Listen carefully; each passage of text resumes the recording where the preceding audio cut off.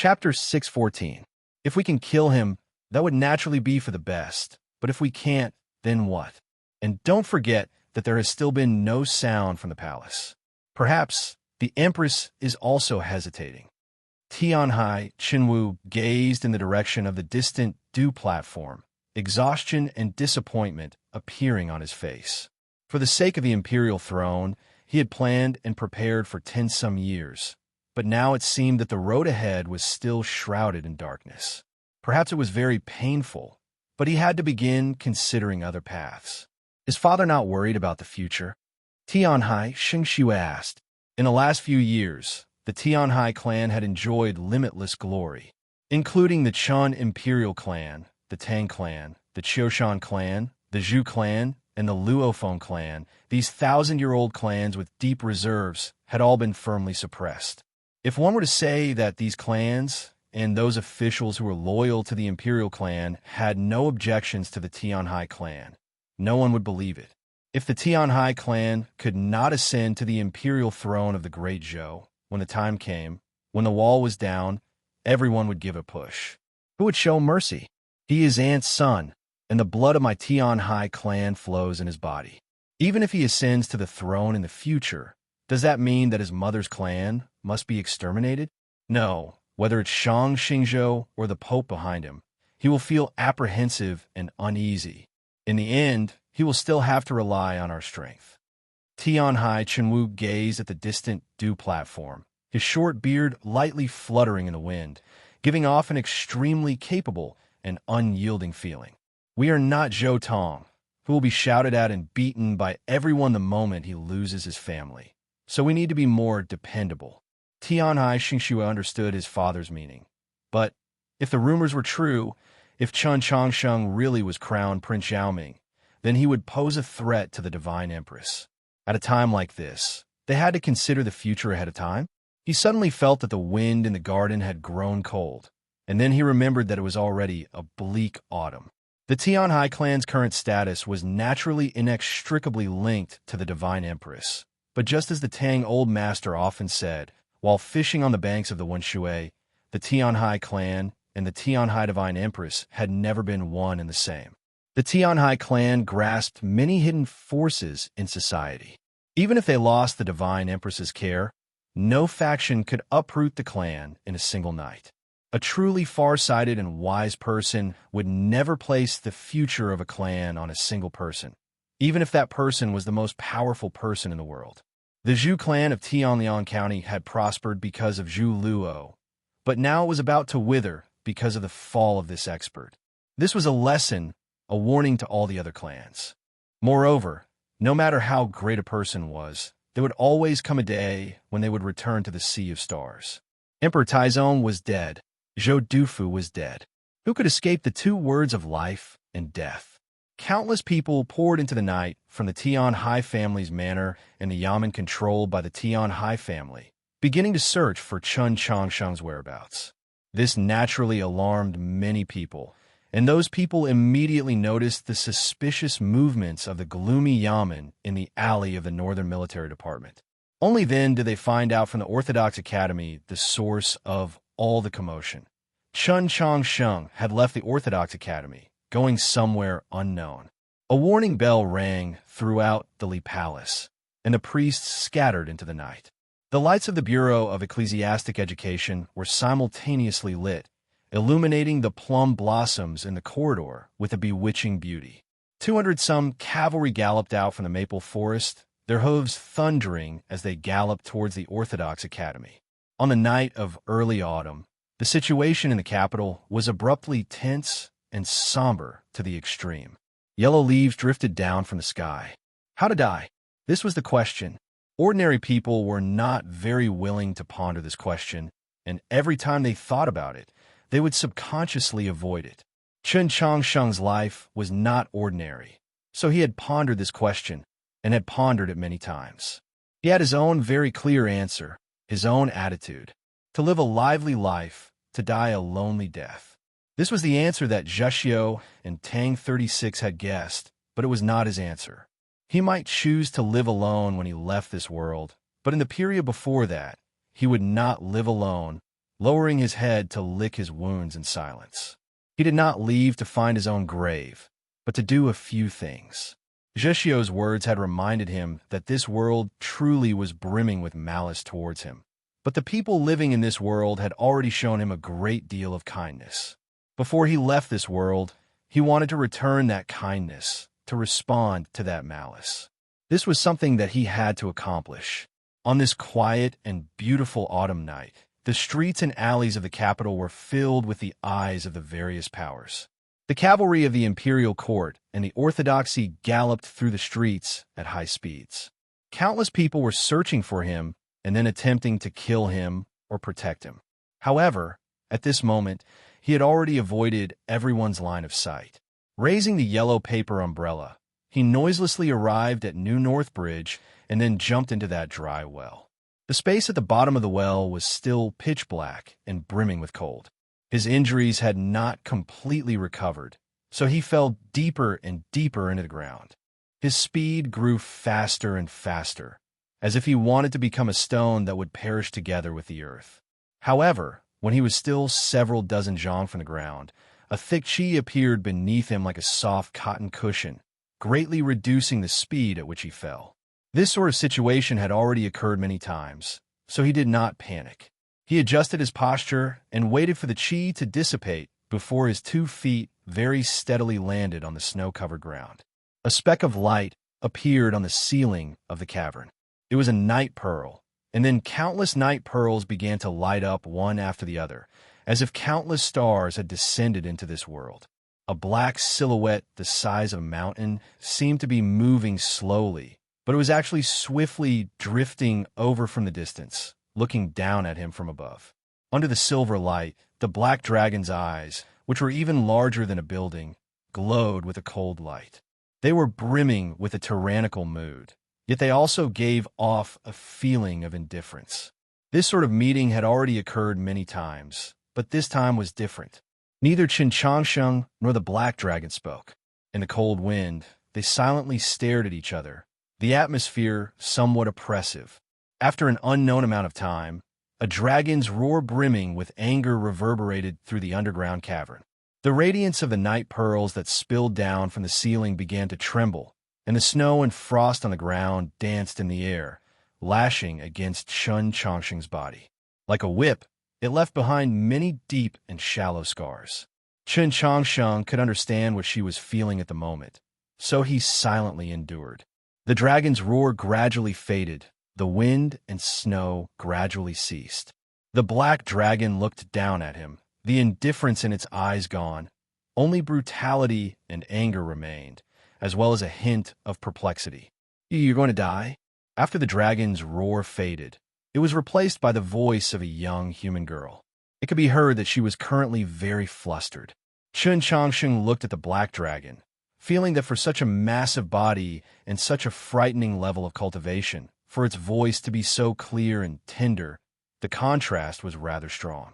Yes, the black dragon was once again enraged. Its tail, which was over 10 li away, struck towards the wall, but before it could land, it was sent flying by the formation on the wall, causing innumerable amounts of snow and frost to scatter. But, the black dragon looked at Qin Changsheng, a hint of pain appearing in its eyes.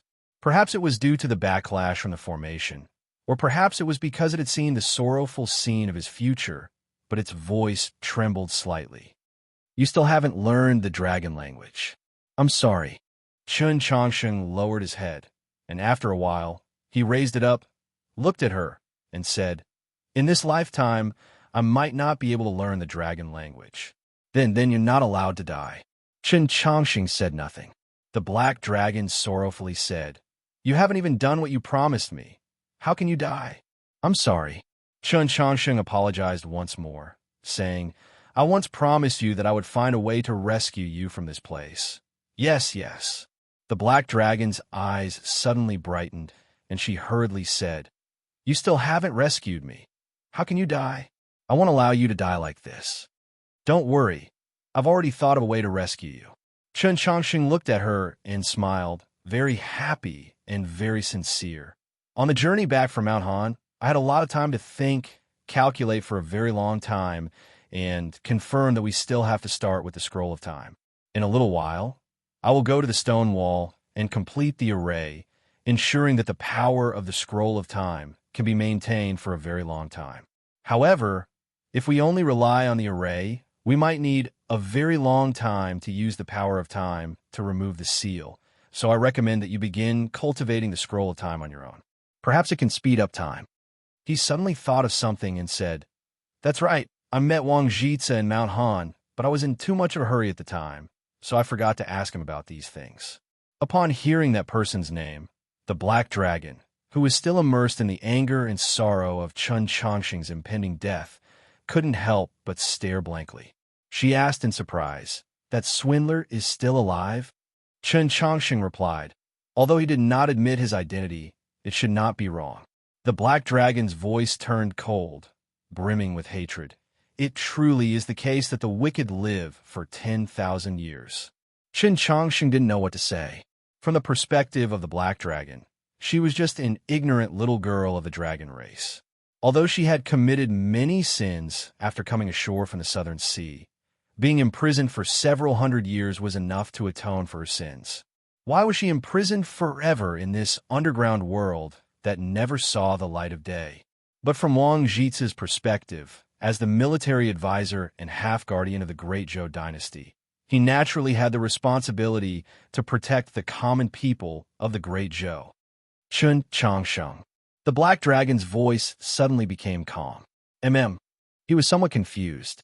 The Black Dragon's voice resounded, cold and tinged with a faint sorrow. "You shouldn't have been a good person." "Why?" "Because good people don't live long." Chun Chongqing once again lowered his head, gazing at the frost beneath his feet. He thought back to the path of ice and rain that he had traversed in these past few years and fell silent for a very long time. He had always believed that people like Wang Po were good people and that he definitely couldn't be considered one. He was only doing things that pleased his heart, because cultivation was to follow one's heart. It was a pity that life and death were up to the heavens, but they were not willing to listen to one's own heart. He raised his head to look at the Black Dragon, wanting to say a few words of explanation, but he suddenly discovered that the Black Dragon had disappeared. Just like that, the mountain-like body of the dragon disappeared into thin air. Chun Chongqing was abnormally shocked. He looked around, wanting to understand just what had happened. Then, he saw that a girl had appeared in the snow. The girl was dressed in black and sat in the snow. Her skirt was spread out, and two thin chains extended from the back of her skirt, extending towards the stone wall 10 oddly away. Chapter 6:15. The little girl's face was as beautiful as a painting. She was like a newly born black lotus, but her eyes were very indifferent.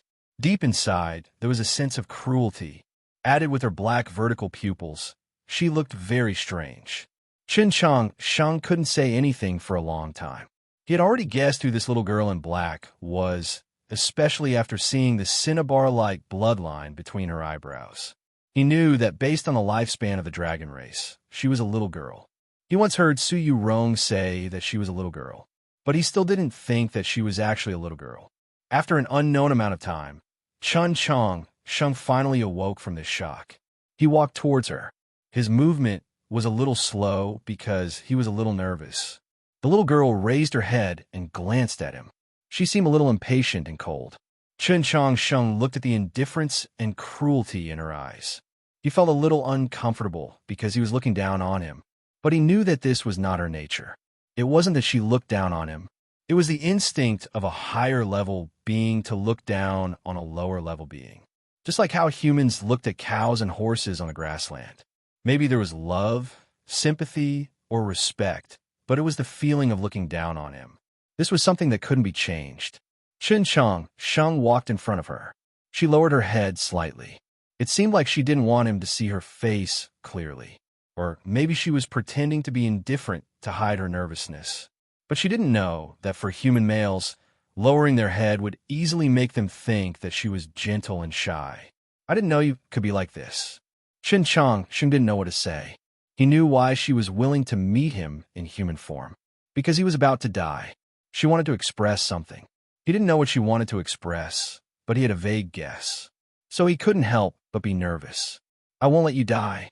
The little girl raised her head and said to Chen Changsheng. At this time, she had already recovered her calmness and indifference. She was sitting on the ground and was much shorter than Chen Changsheng. But when she looked up, it seemed like she was looking down on him. Her tone was like an order or an order. Chen Changsheng thought to himself, how could I be willing to die? Then he remembered that Yurong seemed to have said something similar to him during the day before she went to the imperial palace. Just now, I said that the scroll of time should be able to help you break the seal and leave. Since last year, Yurong and I have been discussing how to save you. On this journey, she also gave us many ideas. The array I laid down was actually a sketch she drew.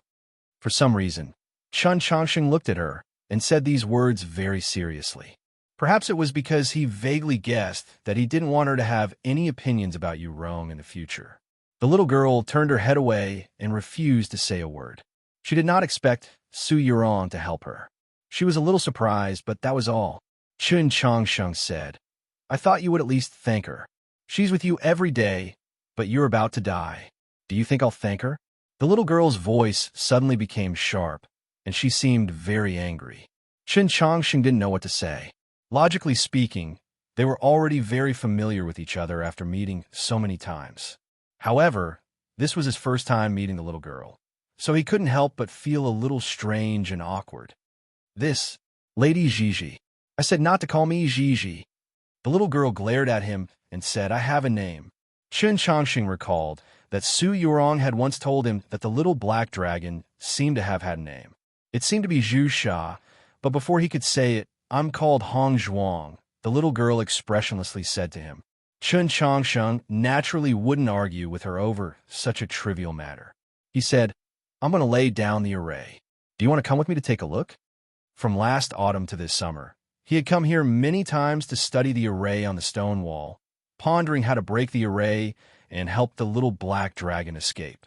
He had never once allowed her to watch. It wasn't that his method of breaking the array was some secret, but that she wasn't interested or that she didn't believe that Chen Changsheng had the ability to break the seal Wang Jitsa had laid down. But today, he wanted to invite her to come with him to take a look because there might not be a chance in the future. The little black dragon thought it over, then stood up. Turning around, she walked to the distant stone wall. Because it was rather inconvenient for her to move, she very naturally lifted her black dress, revealing her bare feet. Her bare feet were as white as snow, and when they stepped on the frost on the ground, the frost instantly paled in comparison. 2 thin chains were tied to her ankles. The chains were pitch black and rusted, contrasting with her snow-white ankles, making them even more distinct. Several centuries had passed, and she had tried to escape countless times underground. The chains had already sunk deep into her ankles, the wounds clearly visible, and even her white bones could be faintly seen. Just looking at this sight made her feel pain, let alone herself. Chen Changsheng walked up and took the chains in his hands, carefully ensuring that they wouldn't rub against her ankles. Although her abilities were shackled by the array, she still retained many of the dragon race's natural abilities, allowing her to freely move through the underground space. Chen Changsheng's speed was also very astonishing. Logically speaking, they should have been able to quickly travel 10-some li, but for some reason, they were moving very slowly. The night pearls in the ceiling, like a sky full of stars, were extinguished one by one. She lifted the hem of her dress, and he lifted the chains, vanishing into the darkness. The gloomy rays of light fell on the stone wall, casting the faces of the 2 legendary divine generals into uncertainty. The chains in their hands seemed to be coated in the venom of the shaman race, chilling to the heart. Chen Changsheng stood in front of the stone wall, looking at the portrait and the array hidden in the stone wall. After a few moments of thought, he took out the things he had already prepared from his sheath and began to lay down the array. Time slowly passed. He was especially focused, his brow creasing from time to time, though he didn't know whether it was because he had encountered some obstacle or because of the pain from his internal injuries. The little black dragon habitually sat on the snow-covered ground, raising her small face to look at the portrait on the stone wall. She seemed to be in a daze, thinking about something. Regret and frustration could be faintly seen in her indifferent eyes, but only when she looked at Qin Changsheng would those negative emotions gradually fade. After some time, Qin Changsheng finally finished laying down the array. He carefully examined it twice and confirmed that there were no problems. Only then did he truly breathe a sigh of relief. More than 2 years ago, when he had come to this place from the underground of the Imperial Palace, he had spent a very long time studying these 2 chains that imprisoned the Black Dragon. He had used all the knowledge of the Taoist techniques he had learned in his life, and he had received much help from Suyu Rong in the last half-year. He was confident that it would definitely be effective. He took out the scroll of time and gave it to the Black Dragon, then looked at her with a serious expression and asked, "Do you have any method to temporarily put yourself into a coma?" The little Black Dragon stared at him with wide eyes, thinking, what sort of request is this? Qin Changsheng was originally prepared to say something, but seeing her expression, he knew that she would not agree. He could only say, "No matter what happens in a little while, it's best if you can endure it." The little Black Dragon suddenly felt that something was wrong and prepared to strike him down, but she was too late.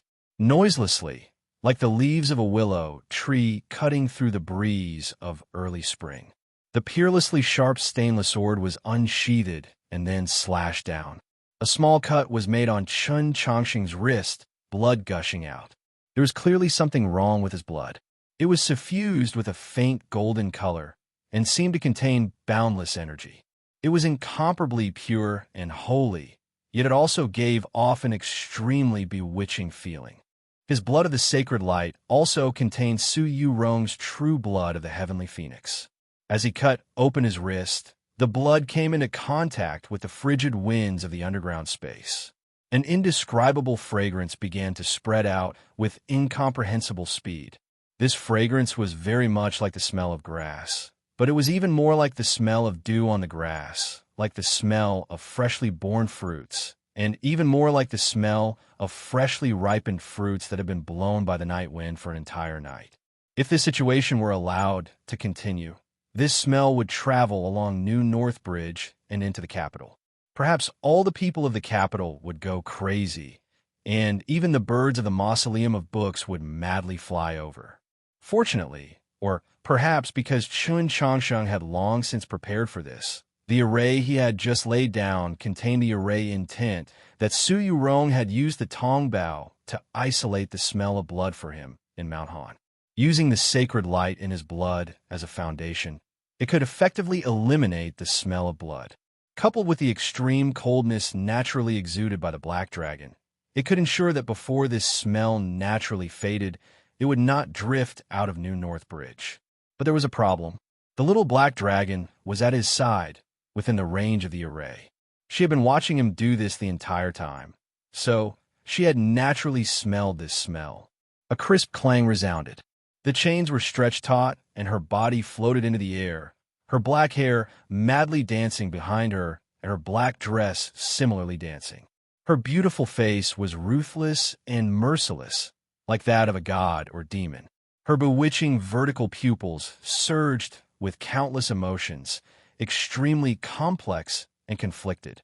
It was the natural intimacy of supreme life form to another supreme divine energy, but also the boundless desire of an expert towards true eternal life, and even more so the instinctive desire of all living things. She looked down at Qin Changsheng, greedy yet uneasy, yearning yet sorrowful. She constantly struggled until finally she gradually calmed down. Calmness did not mean safety. Although she was a noble and powerful Black Frost Dragon, she was still young. Moreover, she had left the Southern Sea as a child and had not received the complete education of the dragon race. So she had not learned how to control her desires, how to prevent her mind and will from being controlled by these desires. Her expression was very calm, but her eyes were brutal. She had decided to eat Qin Changsheng because he was too delicious. Moreover, she had enough reason to eat Qin Changsheng. Even if the will of the heavenly Tao descended from the starry sky to question her, she would feel no shame. "You heartless thing," I gave you my first blood, but you're still fooling around with other women. In order to fulfill the oath I made back then, I'll eat you alive." After saying this, her chi soared with terrifying speed, instantly breaking through several realms and arriving at the divine domain. She then lunged at Chun Changsheng. On the last day of the 8th month, without saying anything else, I just want to say thank you, everyone. I like everyone very much. Don't think that I haven't said anything recently, but I've actually been watching this entire time. Chapter 616. Fresh blood dripped from Chun Changsheng's wrist onto the iron chain, emitting a chi-chi sound. The blood began to flow along the carved lines, corroding towards the depths of the iron chain. The blood that remained on the surface of the iron chain melted upon contact with the wind, igniting into a faint blue flame, spraying endless light and heat in all directions. This was the formidable might of the phoenix blood. The lines carved into the chains, and the stone wall began to exude bright rays of light. The array slowly activated, and an indescribable chi, like the leaves of spring and fruits of autumn, appeared. This chi seemed to contain a fragment of the divine power of time. At this moment, the little black dragon came to the surface, her black hair madly dancing and her beautiful face brimming with a fiendish aura. Her black clothes were also madly dancing, and one could faintly see shards of ice sprinkling down like diamonds. This meant that she had already raised her chi to its peak. At this moment, she was already standing in the divine domain, let alone Chun Changsheng. Not even a powerful divine general like Xue Xingchuan would necessarily be a match for her in a duel. At this moment, Chun Changsheng's mind and attention were completely focused on the thin chains. He seemed to have forgotten everything else around him, as if he had also forgotten the fatal allure of his blood. But when the little black dragon spoke of first blood, oaths, and women, his left hand had trembled. This meant that he had actually been clear-headed this entire time. How could he forget the curse of fate the heavenly Tao had placed on him? How could he forget Senior Yu Ren's exhortations in that night temple? He had naturally already prepared a plan to deal with a possibly deranged little black dragon. Two extremely heavy sounds came from the stone wall, like someone was beating a war drum from deep within the stone wall, or like two peals of thunder from the extremely distant night sky. In the scene on the stone wall, the hands of the two legends gripping the chains suddenly exploded with intense white light, ultimately transforming into two almost condensed balls of white light about the size of eggs. These two balls of white light rapidly traveled along the chains, instantly arriving at the pair of snow-white ankles. No one could be faster than these two balls of white light. Even the fastest Su Yorong and Nank would find it impossible to avoid them. The infinitely strengthened black dragon, who had once more stepped into the divine domain, could spend the day in the southern sea and the night in the western continent, but she could not be faster. These two balls of white light moved as fast as lightning, because they had always been lightning. Crack, crack. Two extremely clear sounds exploded in the quiet underground space. The little black dragon stopped in the air behind Chun Changsheng. Her wildly dancing black hair and black clothes were filled with incandescent lightning, and the fiendish intent on her beautiful face had vanished without a trace. The two thin chains on her ankles trembled at a high speed, making clanking sounds, like willows in a gale that could snap at any time. With a cry of anger and pain, she fell heavily to the ground. She wanted to stand up, but she was unable to do so. Her petite body that was covered by the black clothes was still trembling slightly. It looked very strange, but also had an indescribable charm. After an unknown period of time, the power of thunder that had entered her body through the chains finally dissipated, and the lightning and snow disappeared at the same time. She sat up with difficulty. Her small face was abnormally pale, and her vertical pupils still had lingering fear. The way she looked at Chun Changsheng was no longer as crazed and greedy as before, but with hatred. Chun Changsheng turned his head to look at her. The corners of his lips perked up in a smile. His face was also very pale, most likely because he had lost too much blood and consumed too much of his soul in order to activate the array to break the seal. He was well aware that doing this would only accelerate the rate at which his injuries would erupt. To put another way, he would die even earlier than he had calculated, but he had still done this without hesitation because this was something he had promised her a long time ago. Before his death, he wanted to complete this task. Only then could he easily leave. What's with your blood? It smells even better than when you were in meditative introspection. Just now, I actually couldn't control my thoughts, the little black dragon asked, her heart still fluttering with fear. Chen Changsheng pointed at the 2 iron chains tied to her ankles. His meaning was very clear. He knew that the formation that Wang Su had left behind back then would create a powerful restriction on certain aspects of her. Since you knew, why didn't you tell me ahead of time so that I could prepare myself? The little black dragon hatefully said, truly a bad person. At this time, the wound on Chen Changsheng's wrist had already healed. The sacred light barrier that Su Yorong had placed on his body had begun to take effect once more. The blood on the chains had already seeped into the chains or been transformed into energy by the array, so he no longer had to worry about arousing the little black dragon's vicious nature or attracting other experts. Chen Changsheng walked up to her and stuffed several dozen pills that he had asked the priests of the Li Palace to refine into her mouth. Then he lightly caressed her back to help her digest the medicine. The little black dragon slightly squinted her eyes, apparently enjoying being caressed like this. After a while, he came to his senses and recalled what Mo you had once said to Su Yorong. Only then did he realize that she was a little girl and that it truly was rather inappropriate for him to hug her like this. So he quickly let go. The little black dragon opened her eyes wide and glared at him, clearly displeased. Of course, I'm not completely confident. Chen Changsheng paused, then continued to explain her previous question. When I risked meditation and ignited the snowy plains of star radiance in my body, if not for you saving me, I would have died long ago. Since you gave me this life, it's only right that I return it to you. If I'm fated to be eaten by someone, you're probably the only person I can accept. Whether it was because of these words or the word person, the little black dragon became happy, very happy. Then, as she thought of something, her cheeks began to glow red. She lowered her head, unwilling to look at him. She whispered, "Scoundrel." Chen Changsheng froze, not understanding why she was cursing him, why she was angry. After thinking it over, he took out a chest and placed it in front of her, saying, "This is for you."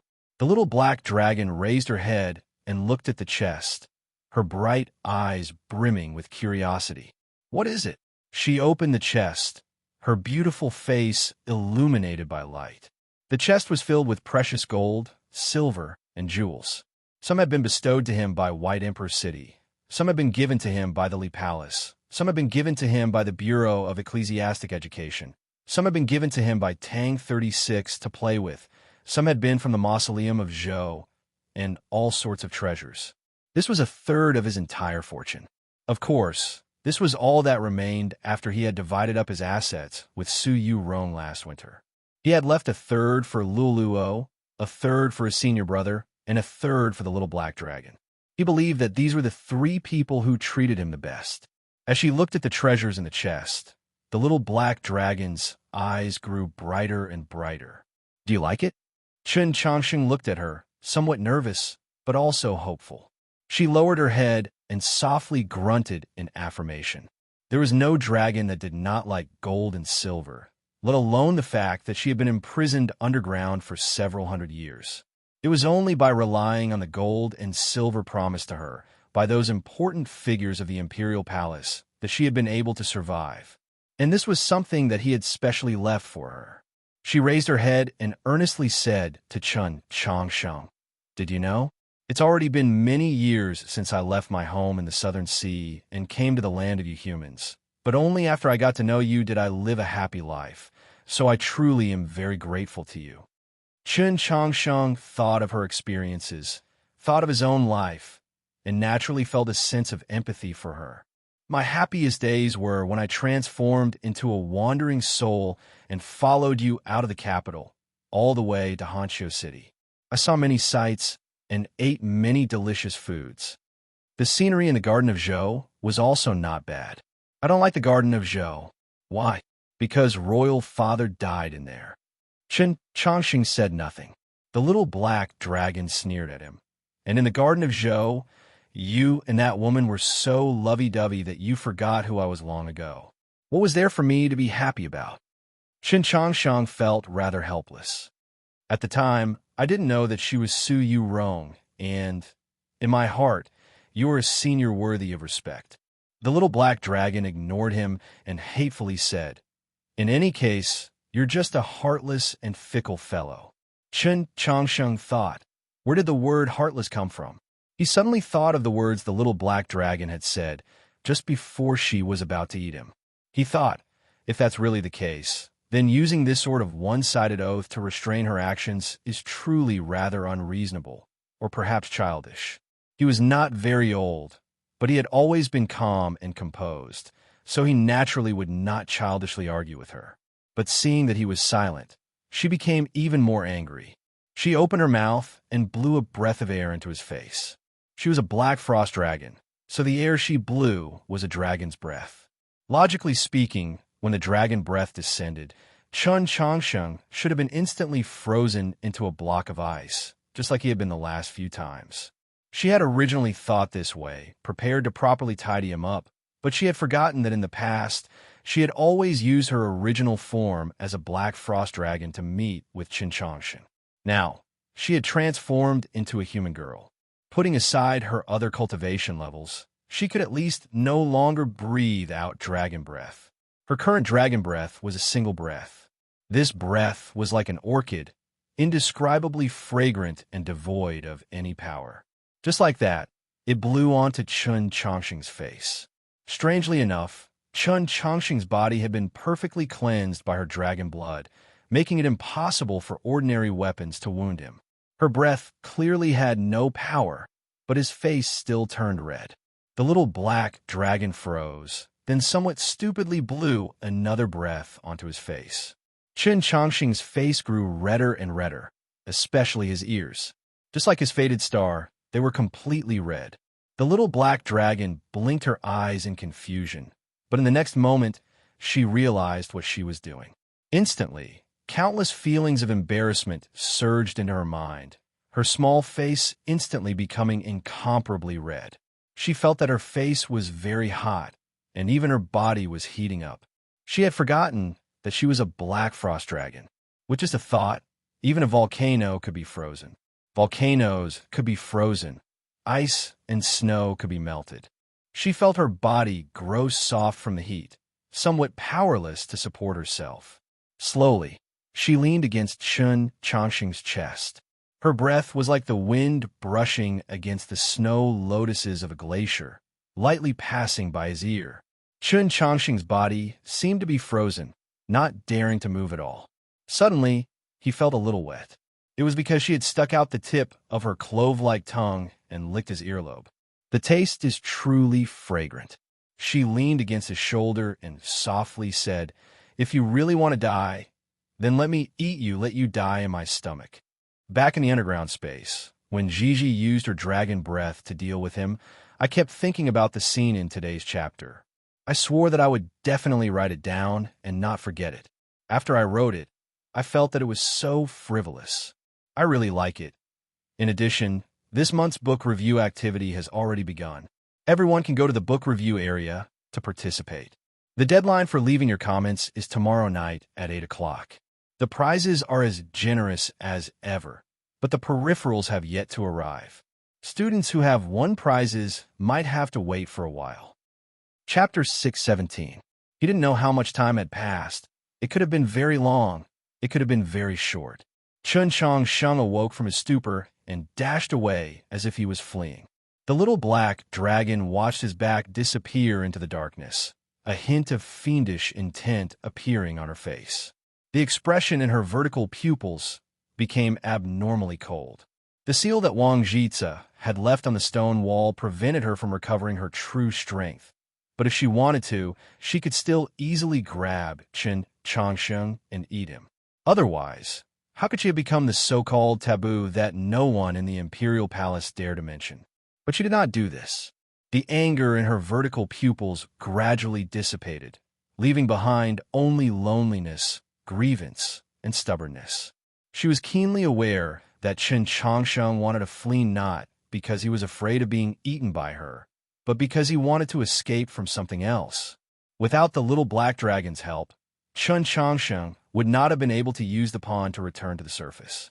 The path he had chosen was the one he had taken when he first mistakenly entered the underground world.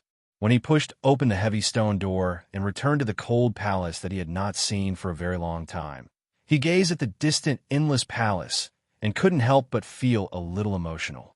Back then, when Mou used the two-mind connection and borrowed the array formation in the palace to trap him in the never-ending palace, she probably never thought that he would really have the courage to enter the underground to face the legendary taboo and thus find a chance of survival. Similarly, he never thought that the taboo was a girl of the dragon race who looked violent and cold on the surface, but was actually a little naive and ignorant. Furthermore, he actually had so many connections and stories with this girl. Standing in the autumn trees by the Black Dragon Pool and gazing at the famous Tong Palace array, he fell into deep thought. He was well-versed in the Taoist canon and had studied arrays quite a bit. Although he could not compare to Su Yorong or Go Hanshi, he could still be considered a well-known figure amongst the cultivators of the world. Thus, when he was trapped here, he was able to discover that the life gate of this array was deep within the cold pool. In order to remove the seal that Wang Jitsa had laid down, he had prepared for a very long time. Coupled with Su Yorong's help, he believed that in 10 years at most, the two chains would gradually lose their effectiveness and the little black dragon would be able to regain her freedom. If she also cultivated the scroll of time he had left underground, the time could be shortened a little. But at that time, he would probably no longer be here. After 1,000 years, the white clouds drifted leisurely. Things remained the same, but people had changed. But in the end, there were still some people or things he couldn't let go of. South Stream Temple had a divine artifact with the same name as the famous array in this cold palace, Tong Palace. The Tong Palace was in her hands. She should be in the palace at this time, not far from him. Qin Changsheng walked around the edge of the pond and followed a stone path out of the back door of the Tong Palace. He came to a forest and looked at the palace complex in the distance. He didn't want to die alone, but he didn't want her to see him when he left this world. He was prepared to go to the Garden of Zhou in a little while. There was no one there, and no one could enter. Before that, he still had some things to do. A soft, rustling sound came from the front of the forest, and several leaves that were turning yellow but still green fell to the ground. The black goat walked out from the forest, looking at Chun Changsheng. It tilted its head slightly, seemingly confused as to why he would appear here today and not by the pond. Chun Changsheng bowed deeply towards the black goat and gave a serious bow. "Thank you for taking care of me these past 2 years." The black goat turned around, gazing at a certain part of the palace complex. Chun Changsheng understood its meaning and shook his head. "I'm not going there." The black goat turned around and calmly gazed at him, its gloomy eyes like the deepest darkness. "I've lived my entire life earnestly, or perhaps rigidly, because I hope to live a few more years this way. Now that I've confirmed that I can't live a few more years, if I carefully think about it, my greatest regret is that I've never lived without restraint. I cultivate the Tao of following my heart, but when have I ever truly followed my heart?" Ever since he had confirmed the date of his death, Chen Changsheng had never revealed his true thoughts to anyone, but now he expressed them to the black goat. "So before I die, I've decided to do something that I've always wanted to do. If I succeed, I think I'll be very happy. Kill east and kill west, kill things, so it was just the word kill. Kill all those who oppose you, and then there will naturally be no one who opposes you. Kill the heaven and earth that dare to oppose your will, and then the heaven and earth will naturally submit to your will. But what if the heaven, earth, and man all submit? What happens outside the heaven and earth? What does the human heart matter?" After hearing the divine empress's words, Su Yorong was quiet for a very long time. This was the empress's domineering declaration, and also the empress's instruction to her, the sole successor. She needed to think for a while, and at the same time, she was silently deducing and calculating. Back when she had told Qin Changsheng that she wanted to enter the imperial palace to plead for leniency from the empress, Qin Changsheng had said that it was meaningless. Now, seeing the divine empress's cold attitude, it seemed to be true. In truth, anyone could have expected this result. But she had still come to the imperial palace in order to do her best and leave the will of the heavens, only hoping that she could plead for 10-some days of peace and quiet for Qin Changsheng. No, she was a person of the Taoist sect, but she had her own edge and did not cultivate an action. From the moment she had left Mount Han until last night, she had always been calculating and calculating, her slender fingers never leaving the fated star plate. She had attempted to see the heavenly Tao, had attempted to pull apart the fog of fate, had attempted to see the true path ahead, but the result of her countless calculations had always been the same. In order for Qin Changsheng to escape from the trap of fate, there was only one nearly illusory thread of fate, and the other end of it was connected to the empress. Logically speaking, the punishment of the heavenly Tao that Qin Changsheng had received was the effect of the oath the empress had made when she sacrificed herself to the starry sky. The one who wanted him dead the most was also the empress, so if she wanted to undo that thread of fate, she naturally had to rely on the empress. But she knew that the meaning faintly revealed by fate was not like this. To see a mountain as a mountain, not a mountain and still a mountain. In the end, a mountain was still a mountain, but its meaning was different. Thus, she had left the Orthodox Academy and come to the imperial palace. She firmly believed that this journey would bring about some change, yet a very long time had passed since daytime, yet no change had occurred. The porcelain cup continued to turn on her fingertips. From day to night, it seemed as if it had never stopped, just like the water wheel on a stream, just like time itself. The art of deduction, in the end, is to exhaust all changes, but the heavenly Tao is indescribable and uncountable. So how can it be calculated? The divine empress suddenly placed the porcelain cup on the table and gave her a glance. This glance seemed to have seen through everything. Su Yurong was silent for a while and replied, "Although I can't truly touch it, I can always get closer." The divine empress said, "Right now, you don't even understand the human heart. How can you talk about getting closer to the heavenly Tao?" Su Yurong's face became somewhat pale, because she faintly felt that the change she had been waiting for had already occurred. Yet, that change was not what she wanted. "You laid down the sword array in the Orthodox Academy, then asked the Li Palace to send people to help, then you came to the Imperial Palace to see me. You thought that by doing this, you could isolate him from the world and isolate me from his world. Then, you waited for the heavenly Tao to naturally operate and tried to find a trace of change, yet no matter how you calculated, you missed one thing." The divine empress looked at her calmly and said, "You forgot that he was also calculating." Su Yurong knew that she was wrong. What if Qin Changsheng left the Orthodox Academy himself? Without her present, no one could stop his departure. The empress summoned her to the imperial palace to create this kind of opportunity for Qin Changsheng. In other words, when she was trying to choose a possible path for Qin Changsheng, the empress already knew what choice Qin Changsheng would make. "Empress, is it because you are mother and son that you understand him so well?" Su Yurong looked at her, and her voice became somewhat cold. The divine empress said, "Even now, you still haven't forgotten to mention this matter and try to tug on my heartstrings.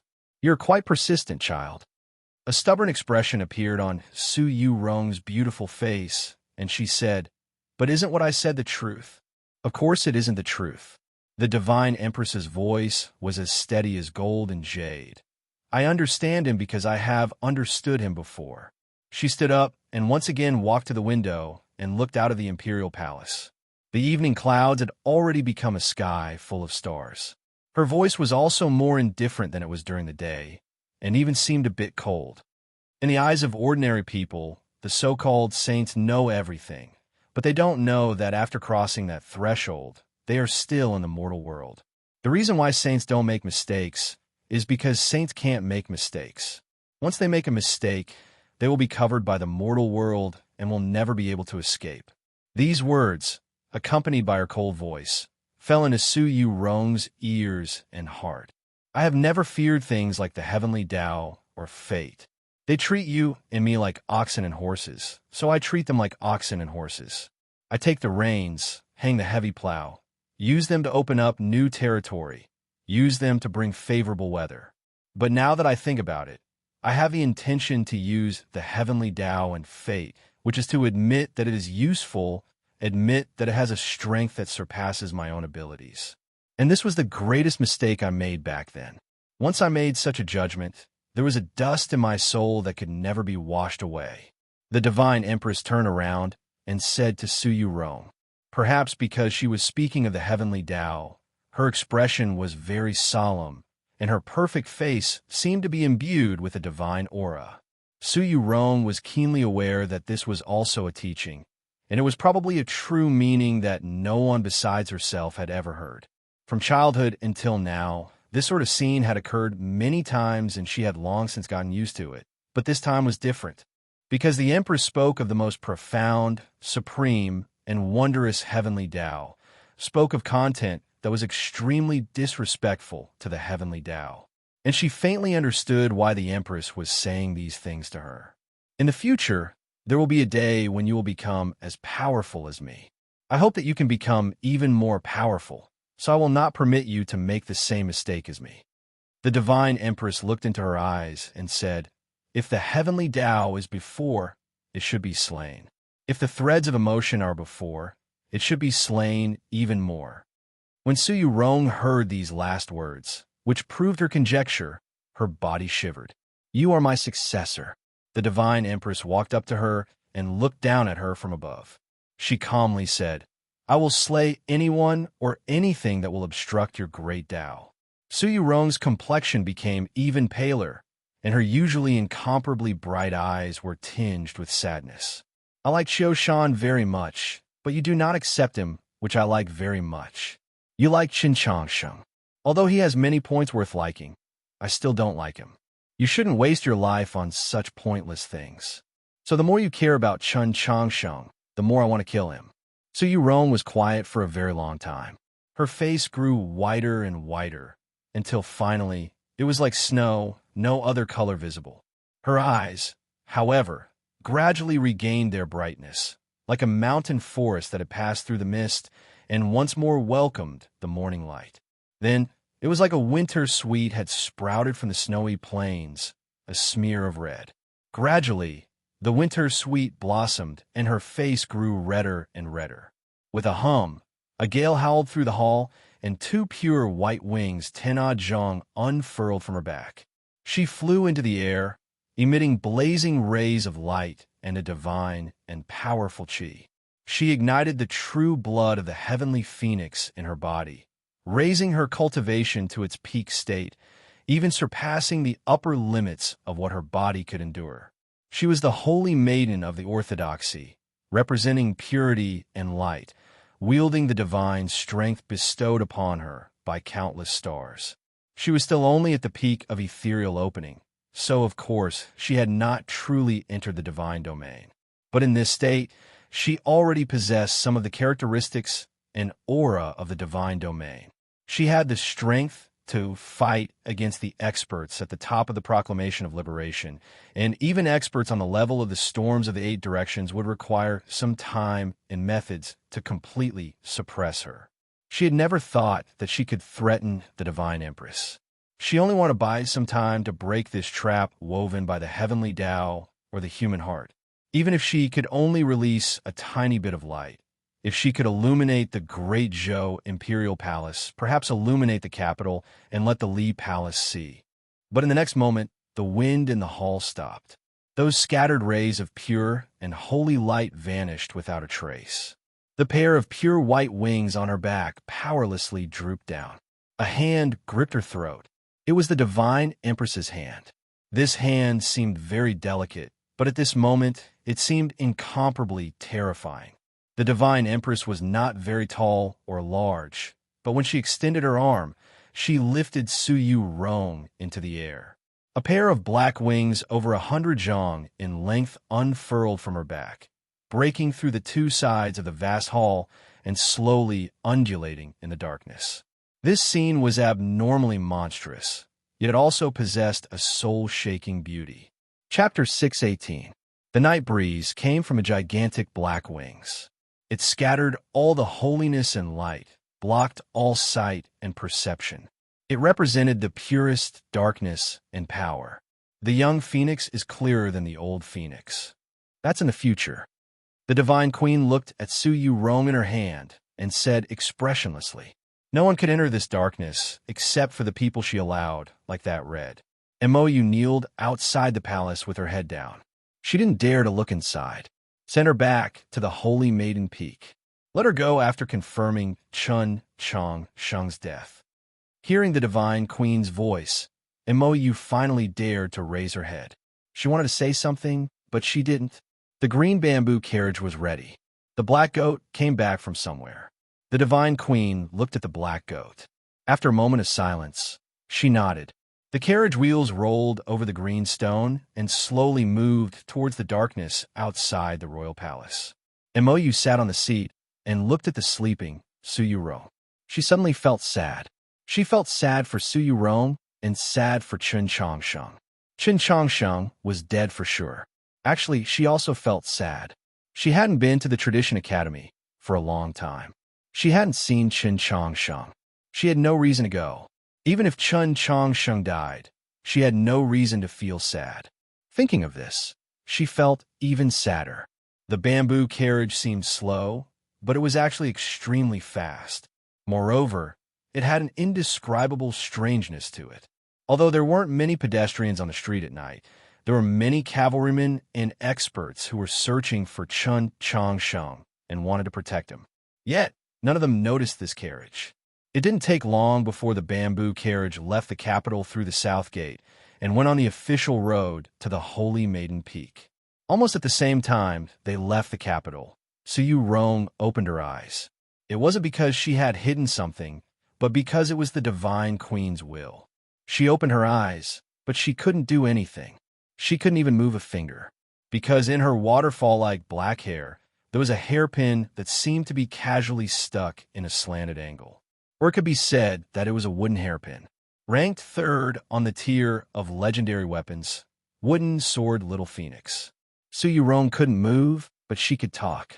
However, she clearly wasn't in the mood to talk at this time. She just quietly looked at the roof of the carriage.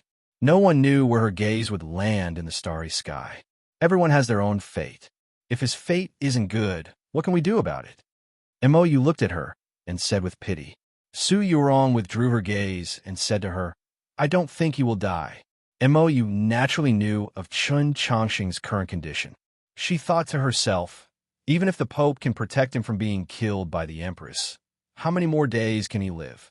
Su Yurong seemed to have figured out a very important matter. She calmly said, "In the end, that is his own fate, so it should operate according to his thoughts. I wanted to separate him from this world, but he insisted on going back. The heavenly Tao wants him to die, so he prefers to live where death is." Living toward death? Do you still remember Divine General Han Qing? I remember. His Majesty Taizong once said that those who face death to live will find it very difficult to die. Chun Chongsheng didn't consider the issue of life and death. He had already disregarded life and death.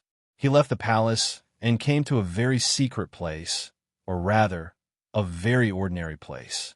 The plum garden and outside the mausoleum of books. He had lived here for quite a period of time, and it was here that he truly became acquainted with Tang 36. This one was very meaningful to him. It was the beginning of his life in the capital.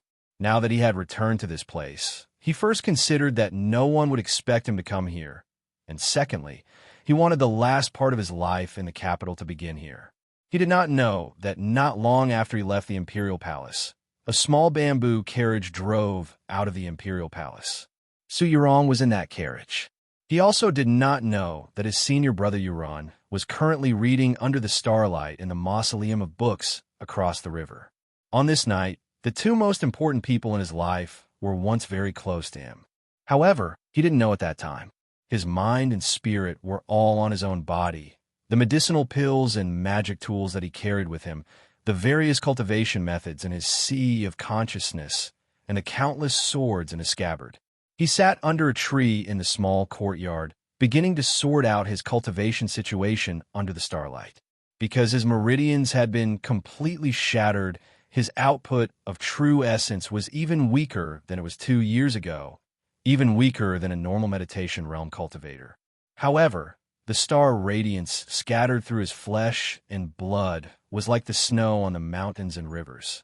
It seemed to be scattered here and there, but in reality, it was an enormous amount.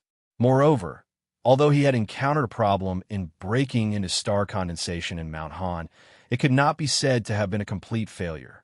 On the surface, his cultivation was still at the peak of ethereal opening, but if he did not care about his meridians being shattered once more and endangering his life, he could condense starlight into a domain in a very short amount of time. In other words, if he did not care about his life, he could be an initial-level star condensation expert with an enormous amount of true essence for a short amount of time. He also knew countless sword styles, movement techniques, and Taoist techniques. After entering the upper level of ethereal opening, the vast majority of the opponents he encountered were already star condensation experts. The simplified Yeshur step that had helped him many times before was no longer of much use. The increase in speed brought about by the footwork was very small compared to his own speed. Similarly, ordinary sword styles like the 100-flower sword and the Big Dipper sword might occasionally be of some use in battles of the same level. But in tonight's battle, they were useless and could be removed. He calmed his heart and cleared his mind, removing those miscellaneous and imperfect sword styles and Taoist techniques, leaving only the hardest, sharpest, and most powerful techniques in his sea of consciousness. The wind and rain sword of Mount Zhong, the true sword of the orthodoxy, the toppling mountain staff, the sword of hithering light, the 3 forms of Wenshui, the burning heaven sword, the army-shattering sword, and the 3 swords that Suli had taught him. The blazing sword, the intellectual sword, and the stupid sword. These were Chun Chongqing's most powerful techniques at the moment. To a true expert of the path of the sword, a sword style might not be high or low, but there was definitely a difference in size. The sword styles that Chun Chongqing was most skilled in were all large swords, especially the 3 swords that Suli had taught him. No matter how flexible they were, their auras were enormous. Large swords, or in other words, great techniques, consumed a great deal of spiritual sense and true essence. Chun Chongqing's spiritual sense was extremely stable and powerful, and he also had a large amount of true essence, but output had always been a problem. As a result, he could not endure prolonged battles. In many of his past battles, he would strive to end them in the shortest amount of time possible. Only in the last battle of the Grand Examination and in the chaotic battle around Xuanyang City would he be forced into a bitter battle, and in reality, he had fought extremely bitterly. Quite a few times, he had almost lost to his opponent's sword. Tonight, he had not yet recovered from his heavy injuries and had to forcefully mobilize his true essence to attack. He could not fall into this sort of situation, so he had to succeed in one strike. He opened his eyes and gazed up at the numerous stars in the night sky, beginning to calculate. That person did not come from a poor background. His birth mother was the concubine of the previous assistant minister of rights, and his childhood did not have any unbearably painful experiences. He did not lack food and clothing, nor was he humiliated by his first mother. Although the imperial examinations could not be said to have gone particularly smoothly, they were also not special. That person's personality was extremely callous and cruel, his strength extremely terrifying, and his spiritual sense exceptionally powerful. It was as if he had gathered the resentment and boundless pain of millions of people. He had experienced it before, and it truly was not something that an ordinary person could resist. Countless materials and information appeared in his sea of consciousness. They were like the stars in the night sky, too numerous to be counted. They seemed to be put together in a disorderly manner. It was impossible to analyze anything useful from them. However, there was a connection between the stars. Countless invisible lines formed a star map, and there was naturally a hidden meaning in it. After some time, he stood up and walked out of the Plum Garden Inn. The stainless sword still quietly rested in the vault sheath, but he had already unsheathed it. The bamboo carriage followed the official road south. The black goat in front of the carriage was probably unaware of the turbulence in the capital. It was just that it had stayed in the imperial palace for too long and wanted to go out for a stroll. It did not find the autumn trees on the side of the road fresh, but it was rather interested in the dewdrops that had just formed on the grass. Walking and stopping like this did not seem fast, but in the time it took to make a cup of tea, the carriage had already passed Mount Shao. Based on the time, it should be able to reach Holy Maiden Peak by noon. The Tianhai Divine Empress's gaze followed Mount Shao eastward, arriving at the plain at the end of the mountain. In the center of the plain was a large city, its walls extremely thick and lofty. Just from looking at it, it was even more majestic and magnificent than the capital. It was the famous capital of the world, Luoyang. In the Eternal Joy Square, the best location in Luoyang, there was a princely estate that occupied an extremely exaggerated area and was unimaginably extravagant. The Prince of Xiang, the Prince of Tai, quite a few of her nominal sons, and a few of her grandsons were currently embracing singers and indulging in their desires. She did not know if they were doing this for her or her subordinates to see, but she did not care. She drew back her gaze to the capital. She saw the old man watering the plants in the Li Palace, saw her relatives in the estate, saw the candles in the little orange garden that had not yet burned out, saw the snow under New North Bridge, saw the crabapple tree in the alley of the Northern Military Department, and saw the young man holding an umbrella as he walked in that direction. She stood on the dew platform, the entire world beneath her feet. In her eyes, she did not see that person. 10 some years ago, she believed that person to be dead, but she did not expect that person to survive. From the day this fact was confirmed, a crack appeared between her and the Pope. Other than the two of them, the entire world was completely unaware of it. The storm in the capital was as docile as it had been in the past 10 some years, but it was still not the same as it was in the past. She was keenly aware that the reason that person had Chun Changshan come to the capital was to intentionally leak the news, to make her and the Pope wary of each other. However, she could only accept it because time could not be reversed. After all, the incident in the Orthodox Academy had occurred, and the Pope could not possibly believe that she had no objections to it. From the first time they met in the 100-her garden, she had disliked that person, even loathed him, and did not think much of him. Only when she knew that he was not only Shang Xingzhou, but also Taoist Ji, did she begin to view him seriously. There were some things that she could not understand at the time, but she finally had an answer. The name Shang Xingzhou represented the orthodoxy of the orthodoxy and those old friends who opposed her. The name Taoist Ji represented Emperor Taizong's will, or perhaps his dying will. This was the true reason for her wariness. Chapter 619. Over the countless years, she had seen many heroes, high-spirited, cultured, and refined, caring for the world, bemoaning the state of the universe, and pitying the fate of mankind. She had seen countless geniuses and experts, those who thought themselves supreme, those who mingled with the light, those who shared the Kong bed with their wives and children. Of these people, only that man had ever made her feel fear. Even though she had already caught up to his cultivation level, even though she would often reveal an expression of ridicule and disdain when she mentioned that man, she had to admit that even today, that man's name still made her feel a tinge of fear. Perhaps it was because when she first faced that man, she was just an innocent, lively, and adorable little girl, completely ignorant of the ways of the world, while he was the supreme expert of the world, still alive, but already destined to be recorded in the annals of history as the sovereign father of all emperors.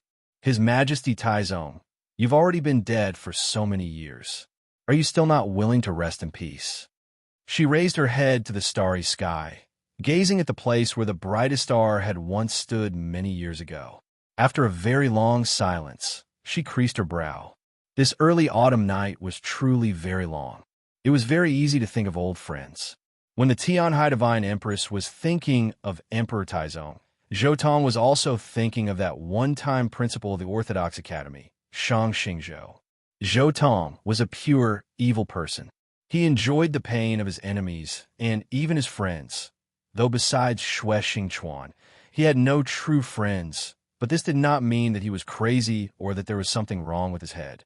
On the contrary, he was more clear-headed and rational than the vast majority of people, and this was true evil. If he wanted to continue this beautiful life, he needed to protect his own position, needed to ensure that the Divine Empress's imperial throne could not be shaken.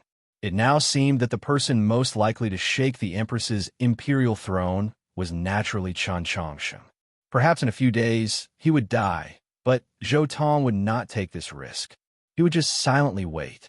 This was a problem that Shang Xingzhou, the imperial clan, and countless other great powers had posed. He felt that he had already found a method to solve this problem, but he first had to find this problem. As he pondered how to solve this problem, his admiration for Shang Xingzhou deepened, and ultimately, he even felt reverence. This world was the world of the strong. One person could control a storm, one saint could shake the world. Shang Xingzhou was fully deserving of his title as an expert of the orthodox line of the orthodoxy. Although his reputation was not prominent, and he did not enter the ranks of the storms, anyone could clearly see that he had assuredly stepped into the divine domain long ago, his strength unfathomable. However, what truly made Zhou Tong revere him was his deep plans and farsightedness. He had raised Chen Changsheng in Xining village's old temple for 15 years.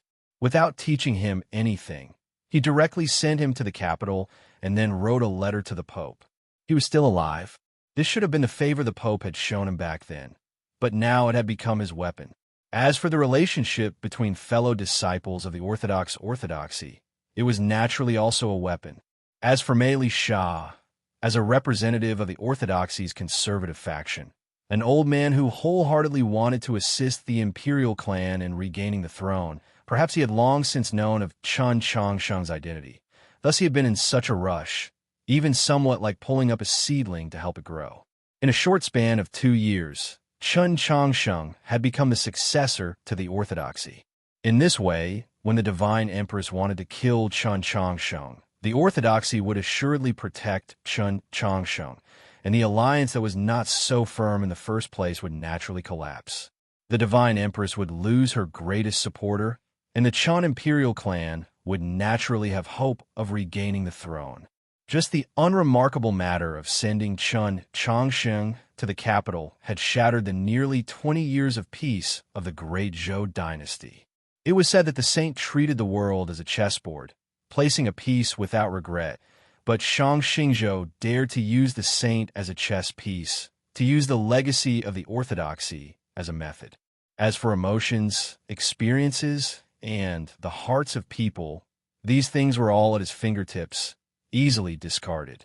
He truly was an extraordinary schemer. Of course, Zhou Tong had deduced all of this, because he was also a schemer. The more he admired Shang Xingzhou, the more he regretted that he had not killed Chen Changsheng earlier. What I want is not the process, but the result. He stood on the stone steps and gazed at his subordinates kneeling in the courtyard. Smiling, he said, "I don't care how you analyze and judge. I want to see him die." He was not a pervert, so whether it was when he was executing or abusing ministers, he would not deliberately pretend to be quiet and refined, nor would he wear a shy smile on his lips. When he smiled, it was usually because he felt that the development of the matter made him speechless, so speechless that he could only bitterly smile, just like now. That's a living person, and a famous one at that. Crucially, he's also a sick person, but in the end, none of you can find where he is. Zhou Tong gazed at his subordinates in the courtyard, but he did not finish speaking. Only he knew that Chen Changsheng was a person about to die. Whether he was a famous person, a sick person, or a person about to die, in the end, they were all people that were very easy to find. The Department for Purging officials had several thousand spies and even more informers, but even after spending half the night, they had still not been able to find this person. Zhou Tong truly couldn't help but want to laugh at this. Seeing the smile on their lord's face, not a single official of the Department for Purging officials in the courtyard felt relaxed, and there was certainly no one foolish enough to try and laugh along with him. The officials all had very pale complexions, their black hats unable to block out the starlight descending from the sky, making them seem particularly dismal. Zhou Tong gazed at the official kneeling at the very front, his smile fading as he calmly said, "The imperial court gives you the highest salary, so I naturally have the highest expectations of you." This official was a high official of the department for purging officials who specialized in intelligence. Normally, he could enter and leave the various ministries and the halls of the orthodoxy without restriction, so he was deeply revered. But now that his immediate superior had so indifferently mentioned his name, his body could not help but fiercely tremble. With high expectations came great disappointment. He knew that he had to do something, or else Lord Zhou Tong would assuredly use some other method to make him remember tonight's defeat. There was a crisp crack. It was the sound of a finger breaking. He had forcibly snapped off the pinky of his left hand, his face even paler, faintly showing signs of pain. His voice also began to tremble. "This lowly official is incapable. Your Excellency, please give me another hour. I will definitely find that person." Zhou Tong gazed at this official, his expression unchanged. On the side, Cheng Jun frowned. In his view, just breaking off a pinky was far from a resolution. If it were one of his direct subordinates in the Redcoat Cavalry, he would definitely request that they cut off one of his arms. In Cheng Jun's view, this broken finger made Lord Zhou Tong seem too merciful. But in the eyes of the officials of the department for purging officials in the courtyard, this was already an extremely clear and terrifying warning. The officials dispersed from the small courtyard, leading their subordinates, as they once more began their search in the darkness of the capital. Their movements and mood were even faster and more tense than before. Using half the night without finding a single clue means that the other party has the ability to conceal his tracks. After all, he is the future pope. Cheng Jun followed Zhou Tong back into the room and very respectfully poured a cup of tea for him. Suppressing his voice, he said, "In my view, rather than aimlessly searching like this, it's better to first figure out where he's going after leaving the Orthodox Academy, and then we can go there in advance to set up a trap." This small courtyard in the alley of the Northern Military Department had countless precious tea leaves prepared, but Zhou Tong had always only drunk one kind, the great crimson gown from the south. At this moment, the pot was steeping the great crimson gown, but because there wasn't enough time, the color of the tea poured into the cup was somewhat fainter. Zhou Tong gazed at the rippling color of the tea in the cup and said, "If we could guess where he was going, the Li Palace wouldn't be in such a rush." A sinister smile appeared on Cheng Jun's face. "Then we'll just force him to show himself." Zhou Tong's gaze was still fixed on the teacup, as if he stared long enough, he would be able to see the color of the tea in the cup thicken. His expression did not change at Cheng Jun's words. With a faint "oh," he asked, "How do we force him?" As the most arrogant member of the Orthodox Eight Tigers, Cheng Jun's methods were always simple and crude. Even if he wants to distance himself from this storm in the capital, he still has people he cares about. Cheng Jun clenched his teeth and said, "Let's go capture a few students of the Orthodox Academy and a few peddlers of 100 Flowers Lane. Chop off their hands and feet and throw them on Vermilion Bird Street. I don't believe that he won't get wind of it." Zhou Tong suddenly smiled, as if the color of the tea in the cup had really thickened. The rich and fragrant great crimson gown looked like blood. Bloody and crude did not mean that it was ineffective. Zhou Tong glanced out the door. His subordinates understood and stealthily entered the darkness. He was confident that it wouldn't take long for this seemingly insane idea to spread throughout the capital, and it would also reach Chen Chongqing's ears. Did you ever think that this represents an official declaration of war with the Li Palace? Back when Chen Chongqing came to my place to ask for people, the Orthodoxy's cavalry had me surrounded. Zhou Tong smiled at Cheng Jun, his smile containing an extremely deep meaning. Cheng Jun knew that his opponent wanted to know the degree of his resolve. He had thought things through very clearly. He was just like Zhou Tong.